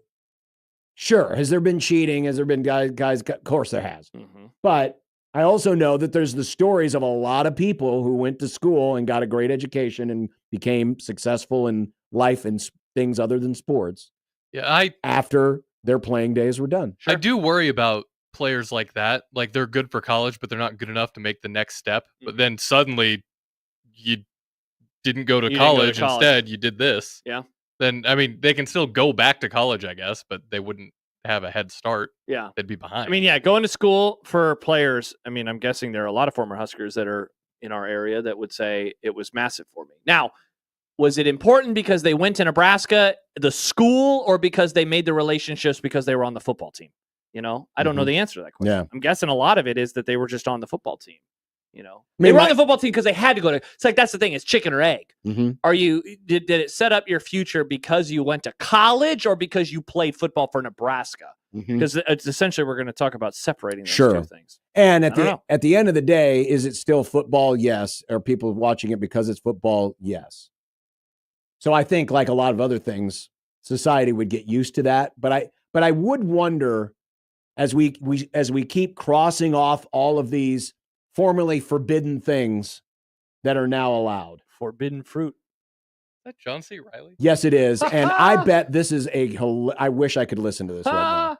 Jason Benetti and John C. Reilly in the booth at the same time at the Tigers game has to be hilarious. But as we keep, chipping away at we'll call it the mystique of college football, the things that make it different from everything else, is there a breaking point where people say, yeah, it's just not that fun anymore? Mm-hmm. It's just not that entertaining anymore. I know we obviously don't live in a pro market, but do you think people who do, like Denver, I guess, do you think people have more of a connection with the Broncos than they would with, like, the Buffs? Or do you think they have more of a connection with the Buffs because it feels a little more attainable? Doesn't feel like the right word, but like pro teams I feel like are on such a higher pedestal than like a college team. Mm-hmm. Sure. And I feel like that has something to do with like local appeal too. Well, yeah, because you can grow up dreaming to play for the school. I mean, you can grow up dreaming to play for the professional football team. It's more of that could be me kind. Well, less so now, I guess, without walk-ons. Yeah, that's it. Yeah, for sure. Absolutely. Yeah, Charles, I don't know why I call him Charlie. Charles says networking is networking, Josh. Yeah, so I think in the end, the Nebraska players that have been able to turn stuff into a separate career is not because they went to school, but because they just were networking, as a football player. I saw this, not to do another sports one, so I apologize. But Davis, I saw this one from Davis Matek, who is looks like a fantasy football person. Assuming every player is at their athletic peak, which NFL player would win a game of 11 versus 11 football if all the teams were made up of 22 clones of the same guy? Essentially, which football player today would best be able to do all of the jobs on a football field at the same time if you could clone them? So what you're looking for is definitely some size, a lot of athleticism, and you do kind of have to ask yourself, how important is passing? A tight end would probably be what I would base this off of. That's what I was looking at. I was looking at someone, either a big receiver or a tight end. Like a Calvin Johnson? Yeah. Is he too tall, though, to play center? Nah. Because I was wondering about, because remember, as high as he is, everybody is that high. He's depending on what the other team has chosen as their clone. Yeah. I mean, there's going to be inherent advantages and disadvantages depending on who that cloned athlete is. But I would think, in terms of what would possibly maximize the most success, someone who has got some great size. I don't mean to cross over sports, but you would a player like LeBron James, who everyone has always said if he played football, he'd be a tight end. But you look at someone who's got a skill set. Yeah, that size, that athleticism. The size, the athleticism, and the ability to throw a football. No, is he going to throw the football as well as Tom Brady did? Of course not. But in a relative world, because if you're playing a team that decides I'm just going to clone a bunch of Tom Brady's, that team would suck. That team would not be very good because he was not built in such a way to be a good offensive lineman. It's funny you bring up Brady because I was not thinking of any quarterbacks, but then Headley gave us the name of one, and El Scorcho gave us the name of the same guy, Cam Newton. Cam Newton is the size of what you're describing, but he can throw the football. Sure. Gosh, he might be the answer. See, I was going defense, and I was thinking of guys like Aaron Donald because athleticism, size, freakish ability. I was thinking of like a Micah Parsons, a TJ Watt, like those types of edge. And I know that Darnold wasn't an edge guy, but he was just such a freak. I was thinking of those types of dudes. Yeah. But being able to throw is so, like, it is going to matter. And Cam Newton is a good pick. Yeah, that's a really good pick. Peter says Saquon Barkley, and that is also a good pick because he is a tremendous athlete. Mm-hmm. Can he throw? You know, again, I would like to see a team of Saquon Barkleys versus a team of Aaron Donalds. That would be a very interesting matchup. Wow, what a football game that would be. Have there been any running backs that are good at throwing, like in a trick play situation? Oh, yeah. I mean, sure. Running back pass is probably the most How about famous a team trick play. full of Rex Burkheads? Well, yeah, I mean, he could definitely throw. Now, you're losing a little athleticism compared to some of the other guys we No, mentioned. but I'm just using a certain example, but absolutely. Jordan says Sue, so you could have a kicker. That's funny because Sue could kick. That's a good call. KD, our resident 49ers fan, says George Kittle is the easiest choice ever. Yeah, but then you'd have a bunch of stinky men. Maybe that would help you win, though, because you'd move them away. But no, with all that's the kind of. I'm looking at that George Kittle type. You know, I would say a Travis Kelce when he was. Say it, Nick. Not out of shape. I think he's gotten into shape now, but last year he was out of shape. Sure, you say that now because of her. Because he might be listening. Well, he was still with her last year. Kevin says, allegedly, doesn't Taysom Hill already play like 8 positions? Yeah, see, that's what I'm saying. It's someone of that ilk who has the athleticism, but also has the size to handle some of the other positions. Yeah. Either way, there's going to be inherent advantages and disadvantages no matter what. Because one of the things about Cam Newton was, are we getting Cam Newton who refused to go down on the ground to recover a fumble? He refused to go down? Well, he didn't. There was a fumble and he didn't dive for it. He didn't dive for it. You gotta go down. And the Broncos, nice, Nick. The Broncos got the ball and they kicked his ass. Oh yeah, that was a rough Super Bowl. I mean, Pedro says, what about Gronk? that would probably be the antidote to the all Cam Newtons. What if I had a team of all Von Millers? Oh, rats. Yeah, that's true. I just aced your team. Pedro says, how about Gronk? I mean, again, that's the type of size and athleticism I'm looking for. This is Gronk at his peak, right? Oh yeah. Yeah, this is anybody at their peak. We'll see. We're obviously not taking late stage Peyton Manning here. Are we doing a disservice to the old heads out there like Jim Brown, Jerry Rice? Oh, Jerry Rice probably too small. Jim Brown though. Jim Brown. Jim Brown. That guy Jim was a Brown freak. would be amazing Because he was good at. I mean, he did other sports. He played lacrosse. People forget. Jim Brown. Earl Campbell would have been amazing. What about your guy OJ?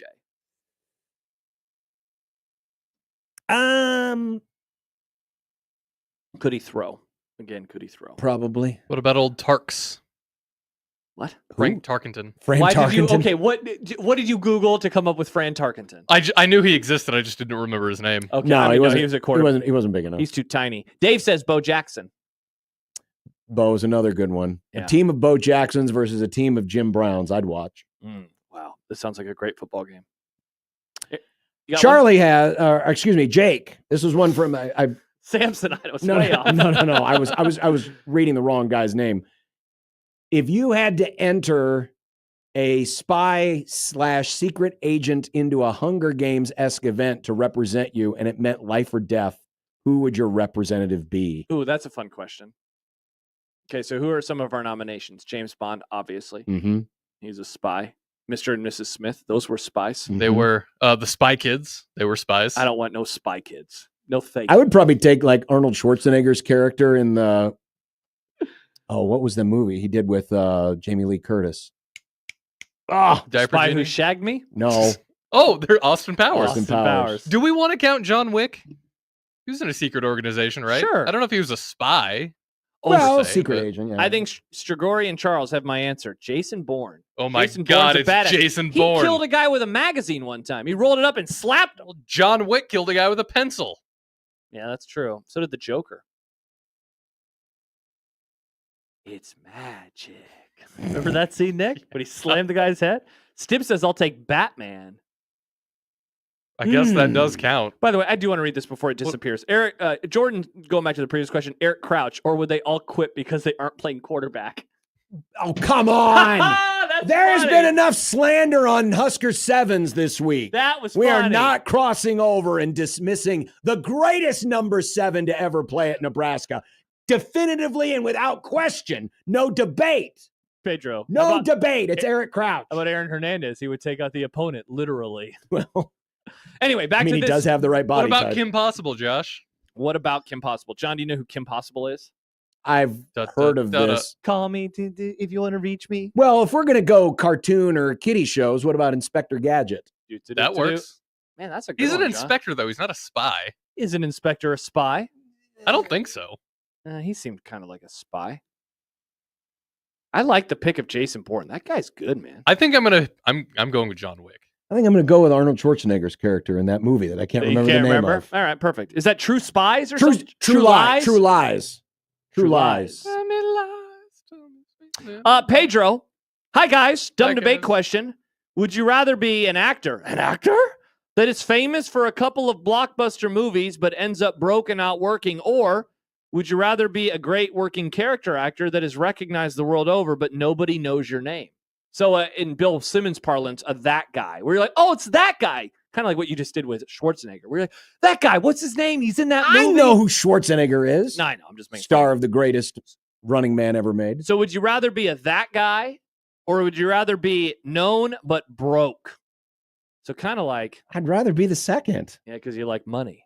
Well, yeah. And I'm fine with being that guy. Besides then, You're a I could have a character lot of fun. There's some really good that guys. I could have a Hell lot yeah. of fun I when can't I'm think out of in anyone, public but- and people going, I know you from somewhere. And then I give them a fake name and they go, oh, yeah, that's it. And it was actually wrong. And you could have a lot of fun with that in public. Yeah, I'd love to be that guy. Yeah, I'd be that guy. Because then you'd also get people that would look, but then they wouldn't come up and bother you a lot for your autograph because they don't know who you are. They'd look but not touch. Whereas if you're like a few blockbusters like in the 80s, then people TMZ just talks about how you're a sad washout all the time. Oh, that's true. Oh, that's the poor guy. Yeah. He was in that movie, but he's poor now.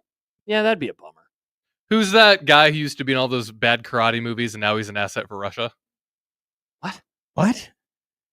He did all those bad action karate kind of movies. In the Jackie 80s. Chan? No. That's the only Karate guy. Like a Karate Kid? No. It's he's I can't think of his name. And that's Well, he's terrible. that guy, apparently. Oh, Steven Seagal. Yes, Steven Seagal. He was in karate movies? Well, I mean, he was just in action movies. Well, they were action movies, but he was his Karate? His special thing was doing. Really? Well, yeah, I did a lot of. And he's besties with Putin. I didn't know. Yeah, I don't hang out in Seagal land. Neither do I. It's a weird place. I don't know if I've ever seen a Steven Seagal movie. Same. Well, by the way, most people in the chat got it right away. Yeah, Steven Seagal. Thank you, chat. Steven Seagal.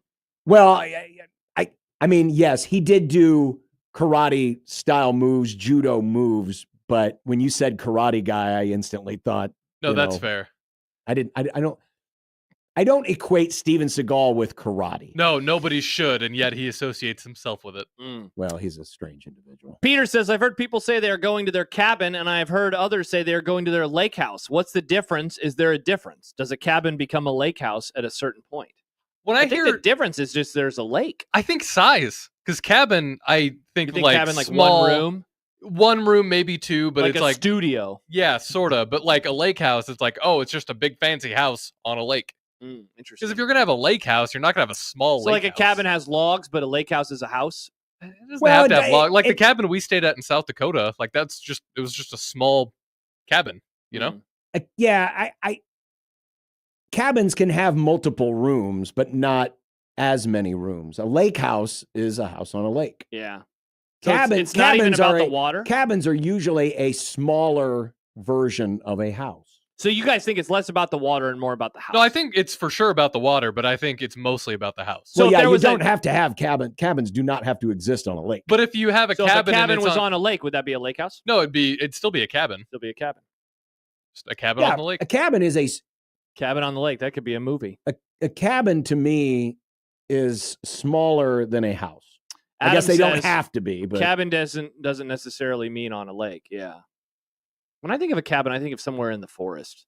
I Or do in the too. woods, maybe. I do too. A cabin in the woods. Oh no, we Yeah. should do that for movie club. We have. Sorry. Yeah, it was before your time. Great movie. That's a reminder that we are doing Spaceballs. Talk about it on Friday. Yeah, a cabin can either be a small house, a wooden mountain house with a sloping roof, a small freestanding structure that serves as individual lodging spaces of a motel. What was that one?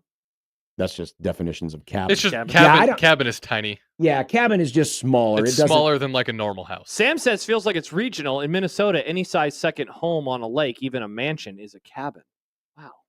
When it comes to my cabin, it has 18 rooms. Again, people probably they definitely do flip the definition. I think there's some validity to it. Cabin sounds cooler. It does. It does sound more cozy. It sounds cozy, but I'd rather go to a lake house.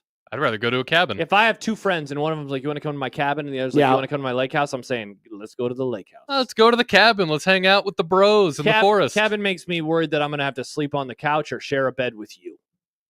I want my own room. That's a good point. The cabin we stayed at had two rooms. Wow, 2 whole rooms? Yeah. What if it's a dude's weekend, Nick? You got more than 2 dudes. Well, there's also a pull-out couch. See, exactly. Yeah, lake house it is. I want a bed. This is an older question, but it checks out. Mustache Adam. Nice. What does John hate more now, Evan Burrows or his mower? Oh, great question. I do not hate my mower. He hates the bag. I don't even hate the bag, though I'm not using the bag because I'm mulching. So the bag, not in my way. Awesome. I will never hate my mower because it's a good mower. It does And a you good clean job. it. It's And, clean. and I'm back. Clean. I'm back in the game, baby. Man, this is so exciting. You're mowing again? I thought your wrist was going to be wobbling for years, and now you're mowing. No, it's not wobbling. It's just stiff as. Yeah, it looks very. It's stiffer than a teenager on Viagra. So if I pressed it, would it hurt? If I like touch your wrist? No. That doesn't hurt? No. Man, it looks so poofy. Well, it is. John's wrist looks swollen. funny. It's swollen. Yeah. Still can't get over what he just said. Oh, how he was Teenager hard. on. Yeah. Seriously, it's just really. Play the Gary drop, Nick. The thing that hurts is the shoulder. Hello. That's No, what not that hurts. one. The other one. Oh. You know which one. Nope, not that one. All right, you're getting there. There's Okay. one more Gary drop. I don't know if I know the other Gary job. What? Drop. It's the most famous of all the ones. Boner. That Oh. one. Come Boner. on. There it is. Thank you, Nick. Boner. Those were good. The band was funny. I love Boom. Yeah. A texter. Texter from the 402. Josh, I've seen you at Sportscasters. Could you do that 6 straight days? No, first of all, I responded to this person. I said, when have you seen me at Sportscasters? Because it's been years. And he said, 10 years ago, I saw you at Sportscasters. My God. I could absolutely go to Sportscasters 6 straight days. My bigger question is, how many times would I get the wing fries in Lincoln? You know Sportscasters. Great It's been wing a fries. long time since What I've are been wing there. fries? It is fries. It is, Buffalo sauce. Yeah, but boneless wings that are tossed. They put them on there. Then they put cheese on top of it. They put bacon crumbles on top of it. They put ranch on top of it. Wow, it's like poutine. Nick, it is incredible. Actually, it is. And why other sports bars don't do this blows me away. I would order it at every sports bar. That does sound really good. I've made it at home a few times, but the ones there are so good. Schaefer turned me onto it the first time I ever had it. I have love not been to Sportscasters. Sportscasters in years. Oh, no, wait. Sportscasters. I'm thinking of the press box. My bad. Sportscasters have great ranch, though. I could absolutely go to Sportscasters. They have good tendies. I was thinking of press box. Press box has Press box has the wing fries.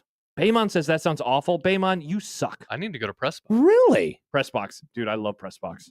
Sounds incredible. Yeah. Schaefer and I used to go there. It's a good time. I'm going to tweet at Schaefer. When you and Schaefer had nights on the town? Oh, my God. No, we didn't have nights. We just had a... There it is. Oh. Platter of hot, fresh French fries topped with melted cheddar cheese, your choice of wing sauce, boneless wings, and our house-made ranch dressing. That's 100% just poutine. Yeah, but it's awesome. Well, it's American poutine. Yeah, it is. It's a good kind. Mhm. Though the Canadian kind's pretty good too. Yeah, I don't know why other people don't do that. It is such an easy thing to, and you can make it at home too if you want. God, you know what? yeah, of course you can. I just made buffalo sauce last night. I think I might do wing fries this weekend. It's a good idea. I think I might do that. That They might be also what's have- for dinner one of these nights. They also have Alfredo fries. Oh, tell me more. Fries covered in creamy Alfredo, melted cheese, crispy diced chicken, bacon, and topped with diced green onion. That's it. That's the one I want. My God. How convenient, he said. Are you going to go have that now tonight, John? Is that what's for dinner, John? No, that's not what's for dinner tonight. And that's Dumb Debates. Wow, Dave says stuck in traffic across the street from the press box. Dave, go there. Yeah. Just you're stuck in traffic. Just put it in park. Go in. Come back. You might be able to move. Also, Baymont. It's also a nice setup there. They have a nice setup there. I would agree. For a smaller sports bar. It's not like a huge sports bar. I never heard of this place. It's good. It's in the strip mall down in, basically, it's 56th and Old Highway 2 in Lincoln. Okay. But I've always liked the setup there because the whole one wall is televisions. Yep.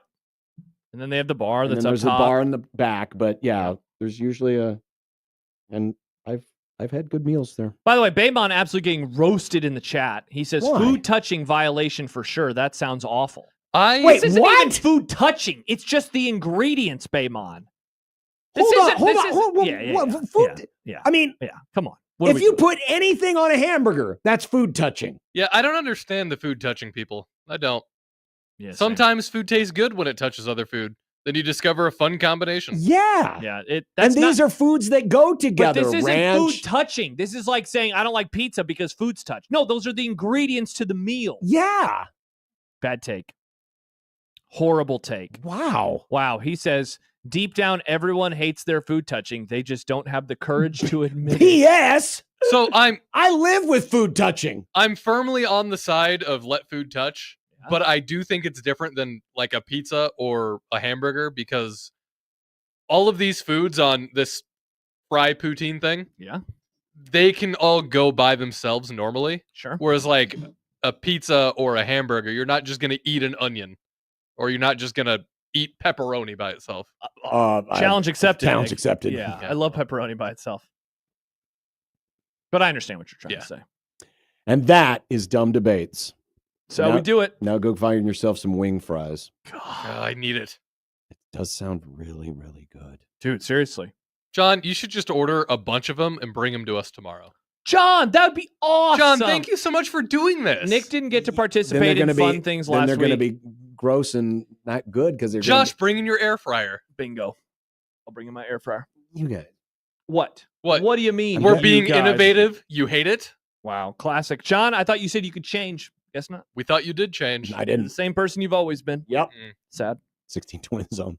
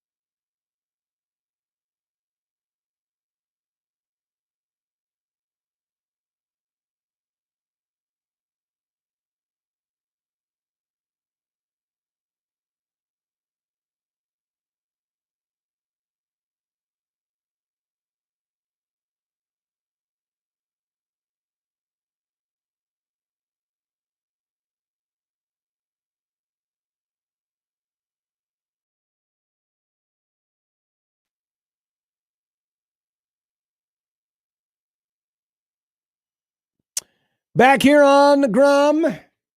What? Just Nick's thing is really cool, but sometimes it does some goofy crap.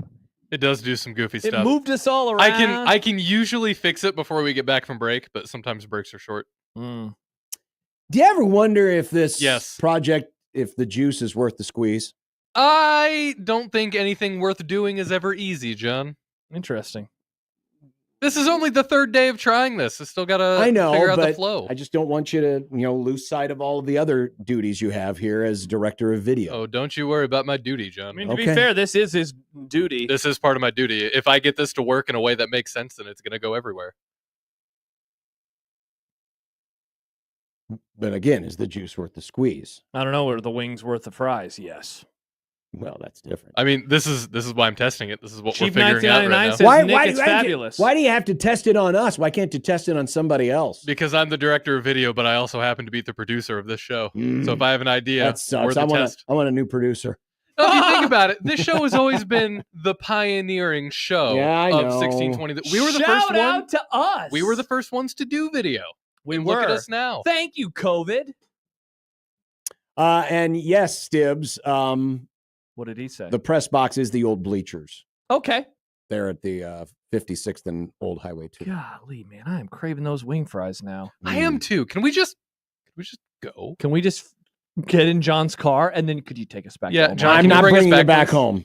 I guess that means we're spending the night. Oh, I mean, sleep over at John's cabin. I mean, if the folks that own the press box would allow you to sleep in there, that'd be in great. your house. John, I'm gonna cuddle with Wrigley. You like that? Wrigley has not been. No, she's fine. Oh, she's Don't fine. She's scare fine. us. But it used to be she would sleep the whole night.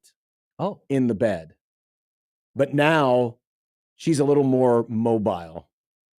She'll sleep on the floor sometimes. Sometimes she'll go downstairs. Ever since, because from the time she was a puppy until Gio passed away, she never came downstairs because we always had a gate up. We didn't want dogs peeing in the house. Sure. So neither of the dogs were allowed downstairs. Yeah. And it took after Gio passed away before she got the courage to break that mental don't go here zone. Mhm. Now she comes down because that's where I hang out. Nice. So she hangs out with me. So she's been sleeping down Daddy's there. girl. Hey, Daddy's home. Lick, lick, lick.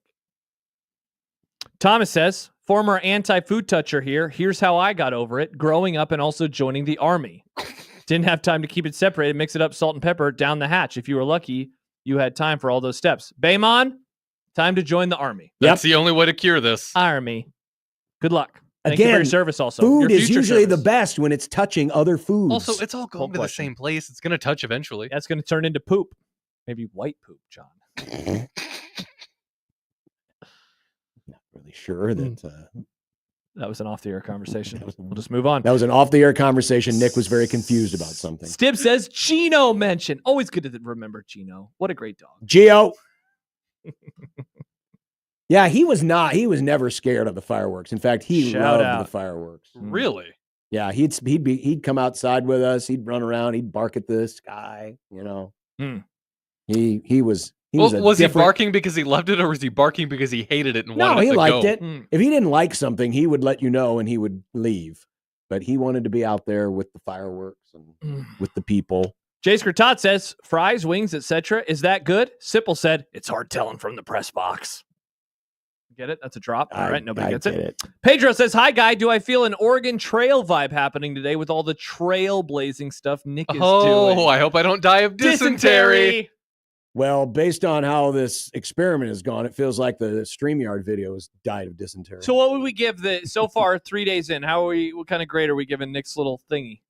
Yeah, grade my thingy. Honestly, it doesn't bother me. I don't do anything with it, so it doesn't really affect me. It looks good. Nick is paying attention more to the StreamYard than he ever has before. He's putting things in and out. He's sending us to break in there. Yes. Now keep in mind, I think it's cool. Keep in mind when backseat producer over here is on Never. vacation or gone. Good luck, Nick. And it's there's stuff gets moved around. I'm not gonna necessarily just jump in and start fixing it. People have often said they notice when I'm gone. This will actually be easier when you're gone because there won't be as much backseat. Sometimes you help out with putting up slates and stuff. Help. I do help. You do. You help. I help. There was no quotes around. But now there's only like one thing for me to click. It's kind of great. That's true. So all these other Slate graphics that we have are now done. Maybe. Canceled. Maybe. Wow. Well, I think you got to keep a few of them. What if the video thing doesn't Yeah, work? no, I mean, we're obviously keeping this one. Hell yeah, we are. Stib says, slow it down a wee bit if possible. Is it still going too fast for people? I thought I slowed it down enough. It does look pretty fast. Hey, it's July 9th. It does look pretty That's the wrong fast. one. I thought I definitely slowed it down. Okay. Does it have to be so monochromatic? Can we have like fancy little, fireworks in the background? Fireworks. Or maybe some puffy clouds. Maybe a few little puffy clouds. Clouds, John? I did No, think puffy about clouds. I did think about adding some fun like laser things that would show up once in a while. yeah, But if you look at the background moves anyway, but it's so slow that it's almost imperceptible. That was on purpose. Okay, but So that's slow, but the words just have to fly by fast. They're not that fast. They're pretty fast. They're not that fast. People can't read. You got to remember, people only read at a 4th grade level. Yeah, I Says heard Nick that. Grimm. I heard that on a radio show this week. So they read just a little slow. That's all. Oh, Stib says just go back and forth. One break is video, the next is graphics. Jordan says, is Nick going to keep it going every day, or will he eventually get bored of it? It's not that it's getting boring. It's just thinking of different content to slap in there, And like I can reuse things eventually, but I don't want to recycle things that quick. Yeah. I mean, in the football season, he can have like watch Big Red Overreaction on Saturday with John Bishop and Matt McMaster. Yeah. And you're not even going to have to edit that, Nick. You'll That's just true. be able to say that every week with John Bishop and Matt McMaster. And the cool thing is I've already got the templates made. So now at this point, it's just have to do. And you can add a 1620 The Zone fun fact. Josh hates doing work. Wrong. I do work every day, all the time. I do. I write, I talk, I write, I talk, I talk, I write. Stib says, less F1 mentions in there would be appreciated. There's been 2. Ooh, Well, I that's mean, a lot, that's Nick. 2 in the 3 last days. week. That's a lot. That's a lot. Yeah. Listen, if you're not going to let me talk about F1, I'm going to do it in there. We And have it's just told- been- have told you a million times to Thank you, bring John. back your podcast. Thank you, John. Bring back Formula Friday, the podcast whose title is better than the podcast. I was thinking a lot. By the way, thank you. I'm proud of that title. You should be. It's a good title. So since I can't do a slice of college baseball on Tuesdays anymore, Thank God. because there's no college baseball, Got to hot take. what if Oh, we wait, that did was yesterday? Formula Tuesdays Why? That's not alliteration. or Formula Friday Tuesday edition? What on earth? Or just let me do it on Friday. that why don't you just do your unnecessarily triggers podcast? me. Back in the day when Monday Night Football yeah, was yeah. just on ABC, they would occasionally have a Thursday night game and a Sunday night game, and they would call it Monday Night Football Thursday edition, and it always bugged the crap out of me. It's I so was dumb. like, why isn't it just called Thursday Night Football? Yeah, it doesn't make any sense. But it's all about the brand. Why don't you just bring back the pod? Because that's a lot of work. It's not a lot of work if you're doing it as a segment. It's the same amount of time. Yeah, but doing it as a segment, I'm not doing it after work. I'm doing it during work. I'm confused. I mean, it's like a 5-minute segment, right? Wasn't the pod like 5 minutes? Yeah, but it took longer than 5 minutes to prep. Why didn't you just randomly get in your car sometime and shoot a video of yourself giving takes on Formula One? And that Prep can at be the same Formula time One. you would for our show. I'm prepping for our show at the same time I would prep for the show. Interesting. So if you were doing this, that would take away from show prep, which seems to just be this amount of time that you suddenly have available for you if you were doing it for the show. Stibbs, great point. What does Easy Stibbs for say? the guy who does 6 podcasts to tell someone how to do a podcast. I have many advices on podcasting. I can help you out. Thanks. Oh, and Nick, when you do bring back Formula Friday, make sure you put the commercial break right in the middle of a sentence. Oh, yeah. I would love to do. Try me undies. That. Triggered. Do that. Triggered. Do that. I just want to see Josh's reaction. People are so You should stop lazy. listening to those podcasts and supporting those people because that's Yeah, bad. To be fair, Yeah. this was a podcast that I don't listen to, and so it got me triggered. Well, then why were you listening to it if you don't listen to Oh, but they're probably talking about the Cowboys tight end. it? Oh, the Cowboys. No, they were not talking about the Cowboys tight end. They were talking about college football. But I don't listen to this podcast, and I'm done listening to it because I got so triggered by that. Leave a review and say, hey, what you're doing is bad. I might actually. And we know you're doing it on purpose, It's so not stop. hard. It is not hard to do mid rolls properly. It's probably on purpose because they're like, oh, people are just going to skip over No, the mid rolls. It's lazy. No, it's not. It's there's when you upload a podcast to places, they say we can put it at a random pause, or you can do it. And you know what I do? I do it myself. Yeah, just do it yourself. Because it just adds a little I extra just time. know how much I like to hit my little 30-second fast forward button. John, you should listen to the ads. They're important. Well, I don't listen to a lot of podcasts. So. Why not? I just don't. Sad. I like to listen to the radio. I do love the radio. I love the radio as podcasts. Hard to podcast a live baseball game. Yeah, that's true. Unless you listen to a replay of the game from the night before if you missed it. But that would thus not be live. But is it a podcast at that point? Is it still AM radio? Of course it can be a podcast. We're podcasting right now. This podcast you're listening to is absolutely live. Nice. He just said that. Wow. It happened live. It is live. I'm not going to tell you what time it is. I'll just tell you it's live. And do you know what else? You know what else doesn't happen? What? You never get mid-roll commercials in the middle of a...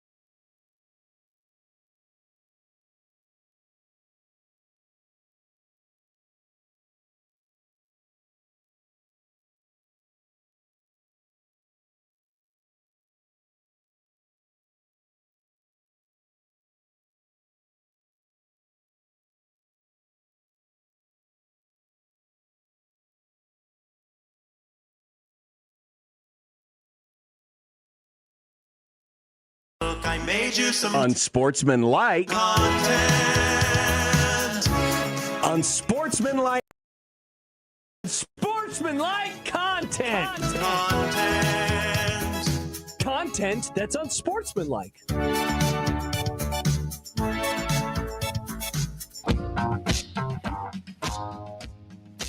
Nick! Hello. Stop playing with your new graphics. Let me play with my thing, John. Quit playing with your dinghy. Quit playing with your thing.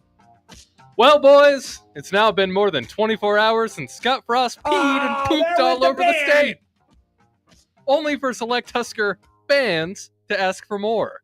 Now can the ban be on again? Why did you ask this question, Nick? We banned it earlier. Yeah, we an hour said ago this. we put the band back on. And now you're getting the band back together. Yeah. Exactly. Now I want to ban it again. Now, we banned him earlier. We are done with this. We are on to wing fries. We're on to wing fries. I love wing fries. Wing fries greater than Scott Frost. That's true. Oh, hell yeah, they are. Have you seen this? Have you heard about this? WWE will broadcast Friday night SmackDowns in Big 12 markets before 4 Big 12 games. Why not before Big 10 games?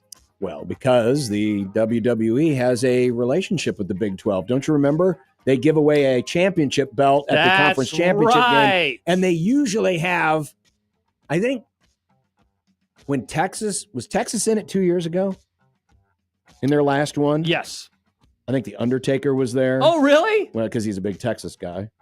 But yeah, they bring out superstars to do the trophy presentation, and they do the whole co-branding thing. The interesting thing about this is SmackDown is televised on USA Network, who does not do football, right? Mm-hmm.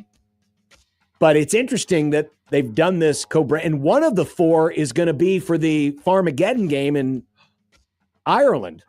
I'm excited for Farmageddon. So WWE's doing SmackDown there. That's not even a Friday night game.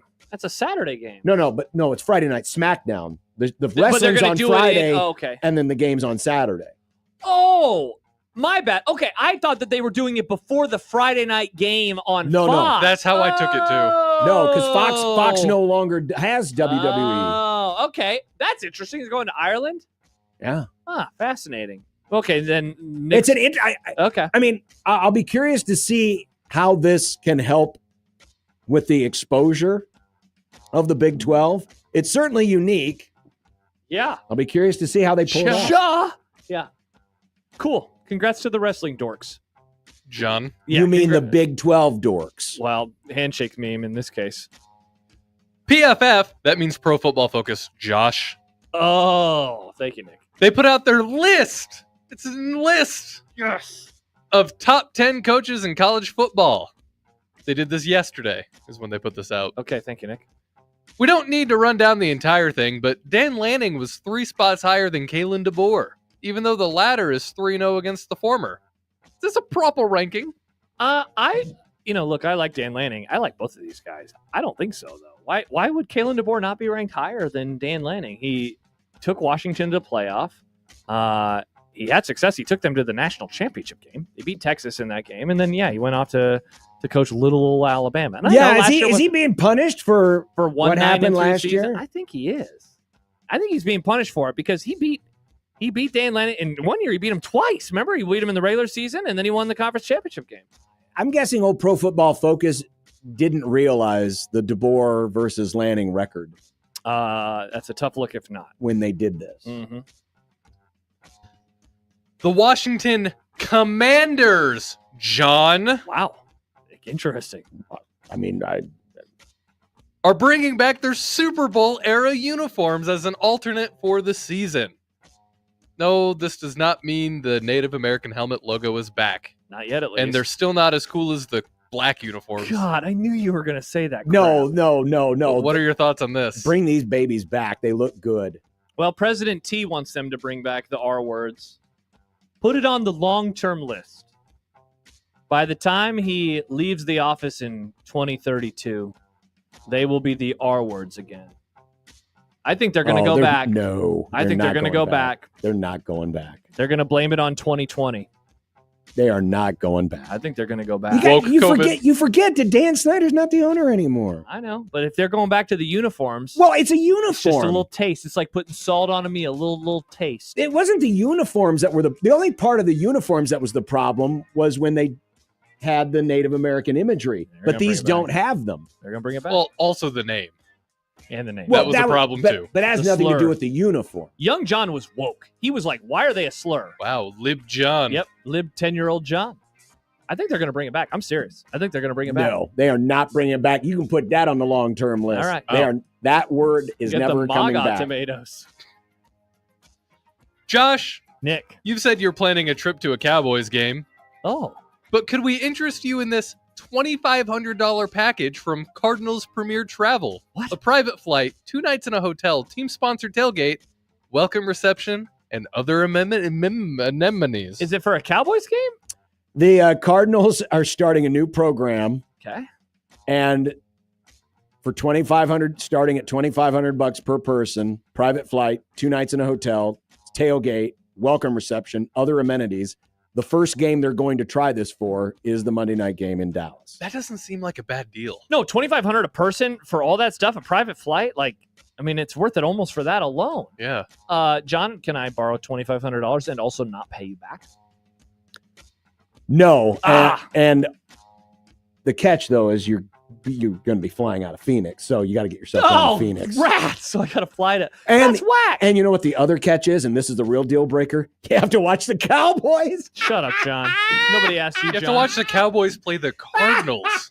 Hey, those could be 2 playoff teams, Nick. Ugh. Could be.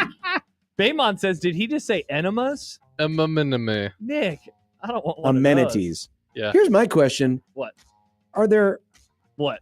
there this many Cardinal fans who Are are there that this many passionate Cardinal about fans? their team to follow them on the road? I mean, people love going to Dallas, right? Yeah, but forget about who they're playing. Just going to travel to watch the Cardinals. Oh, John, they You know, have- when I think of great fan bases, I think first of the Arizona. Honestly, this is probably why they're doing this, because they know they can afford to. There's probably got to be like 3 people who want to do it, right? That's all you need, 3? Yeah. Menage a trois. The Royals announced that they have signed pitcher Dallas Keuchel to a minor league deal. Keuchel? What's his name, John? Keuchel. Finish the question. John, you only made me put this question in to see how I pronounced his name, didn't you? I did. I got. That's funny. Fair enough. I thought Nick wrote. Wait a second. You don't write these? No, he does write them. I Sometimes. just forced him to put this in. Yeah. He helped That's good. No, He it helped me is. at It's, Keuchel it's, point. it's Dallas Keuchel. Keuchel. It's How do one you of not the. know this? Aren't you a baseball man? Well, but Dallas Keuchel hasn't been an effective. I know his name though. No, but since Nick became aware of baseball, He knows about Babe Ruth though, well, Yeah. that's different, and Mickey Mantle. and that's different. His name looks like it should be Keuchel. I went to school It with somebody does. with the last name Keuchel. I mean, does. Colonel looks like it should be Colonel, and Baloney looks like Bologna. And remember when I said Marine Corps that one time? That was funny. I heard somebody else say that on a podcast recently, and I was like, I'm not the only idiot. And it made me happy. And then they triggered Josh by putting in a commercial. They did in the middle of that word. Nice. Marine Corps.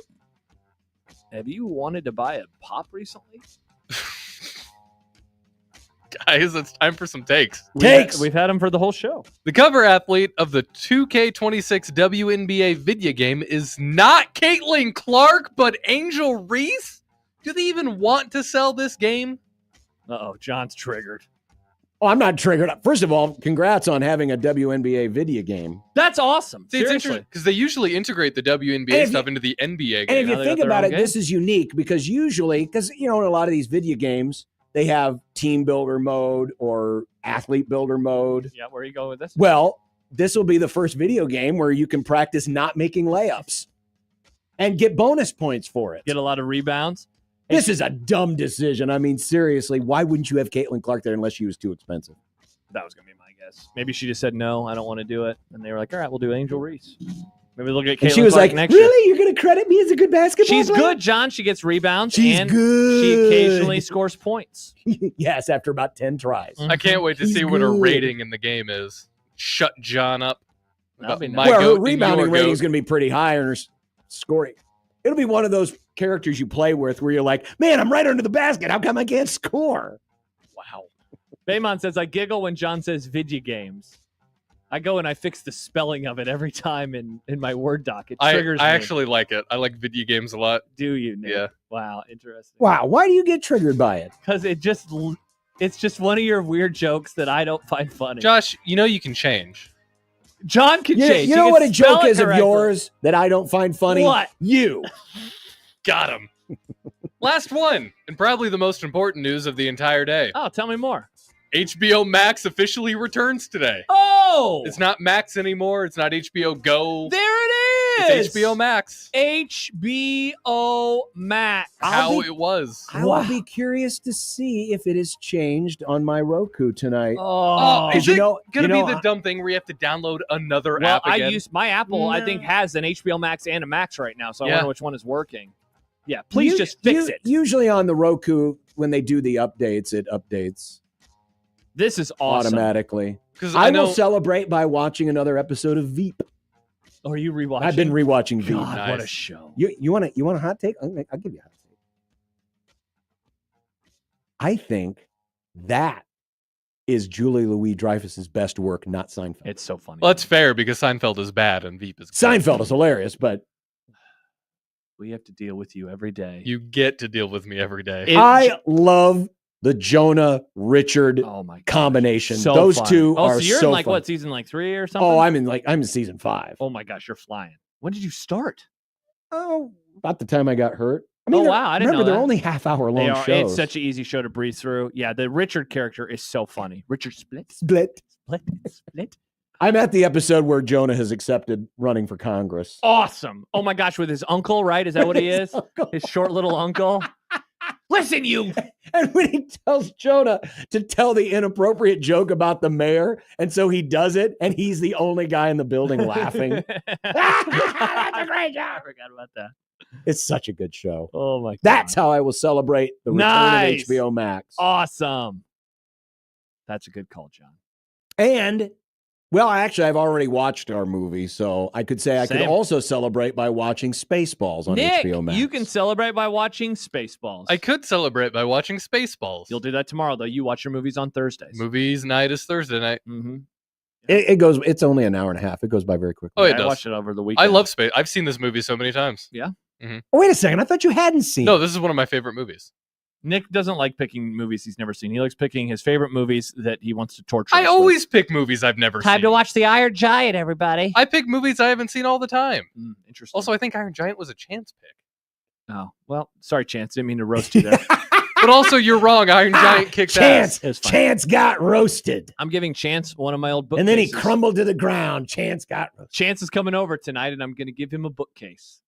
I'm going to say, here you go, Chance. Do you have any special books in that bookcase about any kind of historical events? God, I should have got a coffee table book about that for him. I'm sure you could find someone. Is there a coffee table book about that event? Go to Barnes & Noble. I bet it's there. All right, I'm going to go look it up on Amazon. You guys are sick. I'm going to do it with incognito mode, though. 1620 The Zone.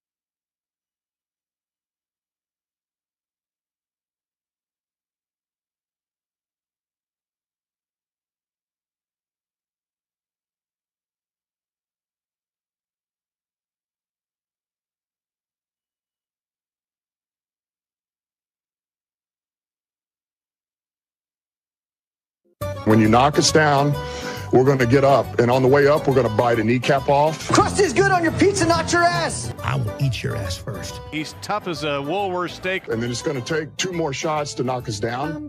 All right. And on the way up, we're going to take your other kneecap. I'm ready to hang them up, gut them, and skin them, and chop them up. You know what? I'm ready. My daughters aren't starving to death.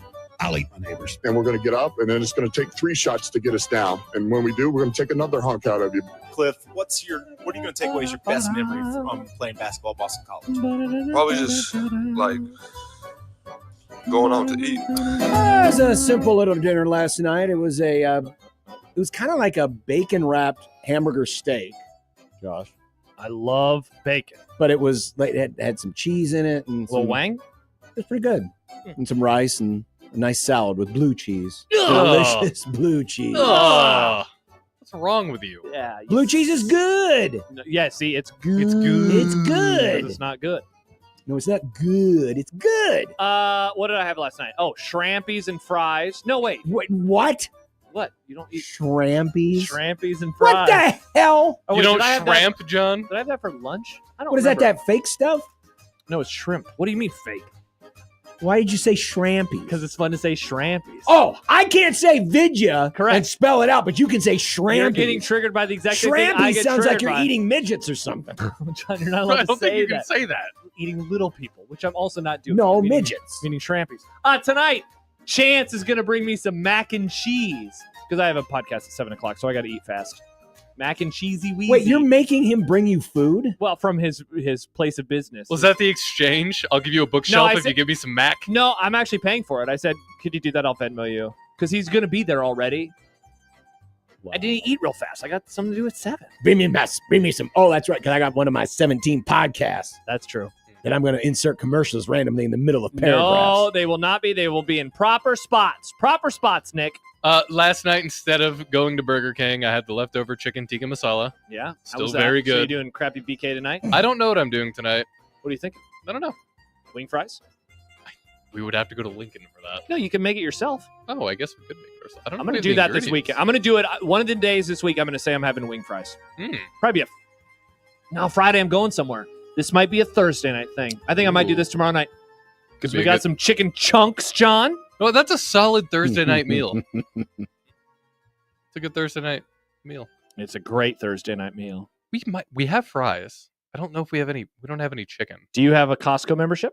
We do. No free ads, but go to Costco, get the chicken chunks, throw those in the air fryer with the fries. Well, you know, they sell those things at other stores too. I know, but those are really But good. chicken chunks aren't the same as boneless wings. It literally is, though. I know. It literally is. I'm doing this tomorrow. I'm pumped. I cannot wait to talk. Oh, you know what? I have to get ranch, though. I'm going to go to Runza tomorrow and buy some ranch. How do you, Mr. I inject ranch into my veins and not have ranch? I don't know. I don't know. That's a good question. I don't have an need you answer to for film a video of you going to Runza just to get ranch. I'll do that for you tomorrow. I need to hear their reaction. It must happen all the time because they're very normal about it. Like super normal. They could not be more normal. That's so weird. No, it's not. It costs like 50 cents. Just going to a drive-thru just for I get ranch. 2 of them. They're normal size cups. Yeah, but don't you just want to get a nice bottle or something so that you've got extra or a little of tub? what? Like Hidden Valley at the store? Or just make your own ranch with the packet. Don't they sell the Amigos Ranch here in the grocery stores in Omaha? Do they? They do in Lincoln. See, if I make it, That's where we get ours. If I make it, I have to plan ahead because ranch needs to sit. Ranch, yes, you can't just make it. It's not going to be as good. Oh, yeah, I didn't know. Yeah, I've so never I'd had have to ranch. make it tomorrow for lunch, and then it would be ready by dinner time. I will say, the older I get, the less I'm into Hidden Valley. Yeah, it's not. Well, the Hidden Valley packets are good. The packets are good, but just like the bottle Hidden Valley, It's all I used to love that. goopy. It's not the goopy. It doesn't taste like anything to me anymore. It's too goopy. It just It's doesn't too taste like shiny. anything. It needs to I be mean, a they flatter- literally invented the stuff. I know. It's their thing. Stib says they sell Amigos Ranch here. Okay, where? Where can I buy this? At the store? Go to the Yeah, grocery stores. I could get I it. bet it's at Baker's. Okay. Or Hy-Vee. All right. Somebody tweet at me. Let me know Or where both. it's at. Thanks for watching and listening.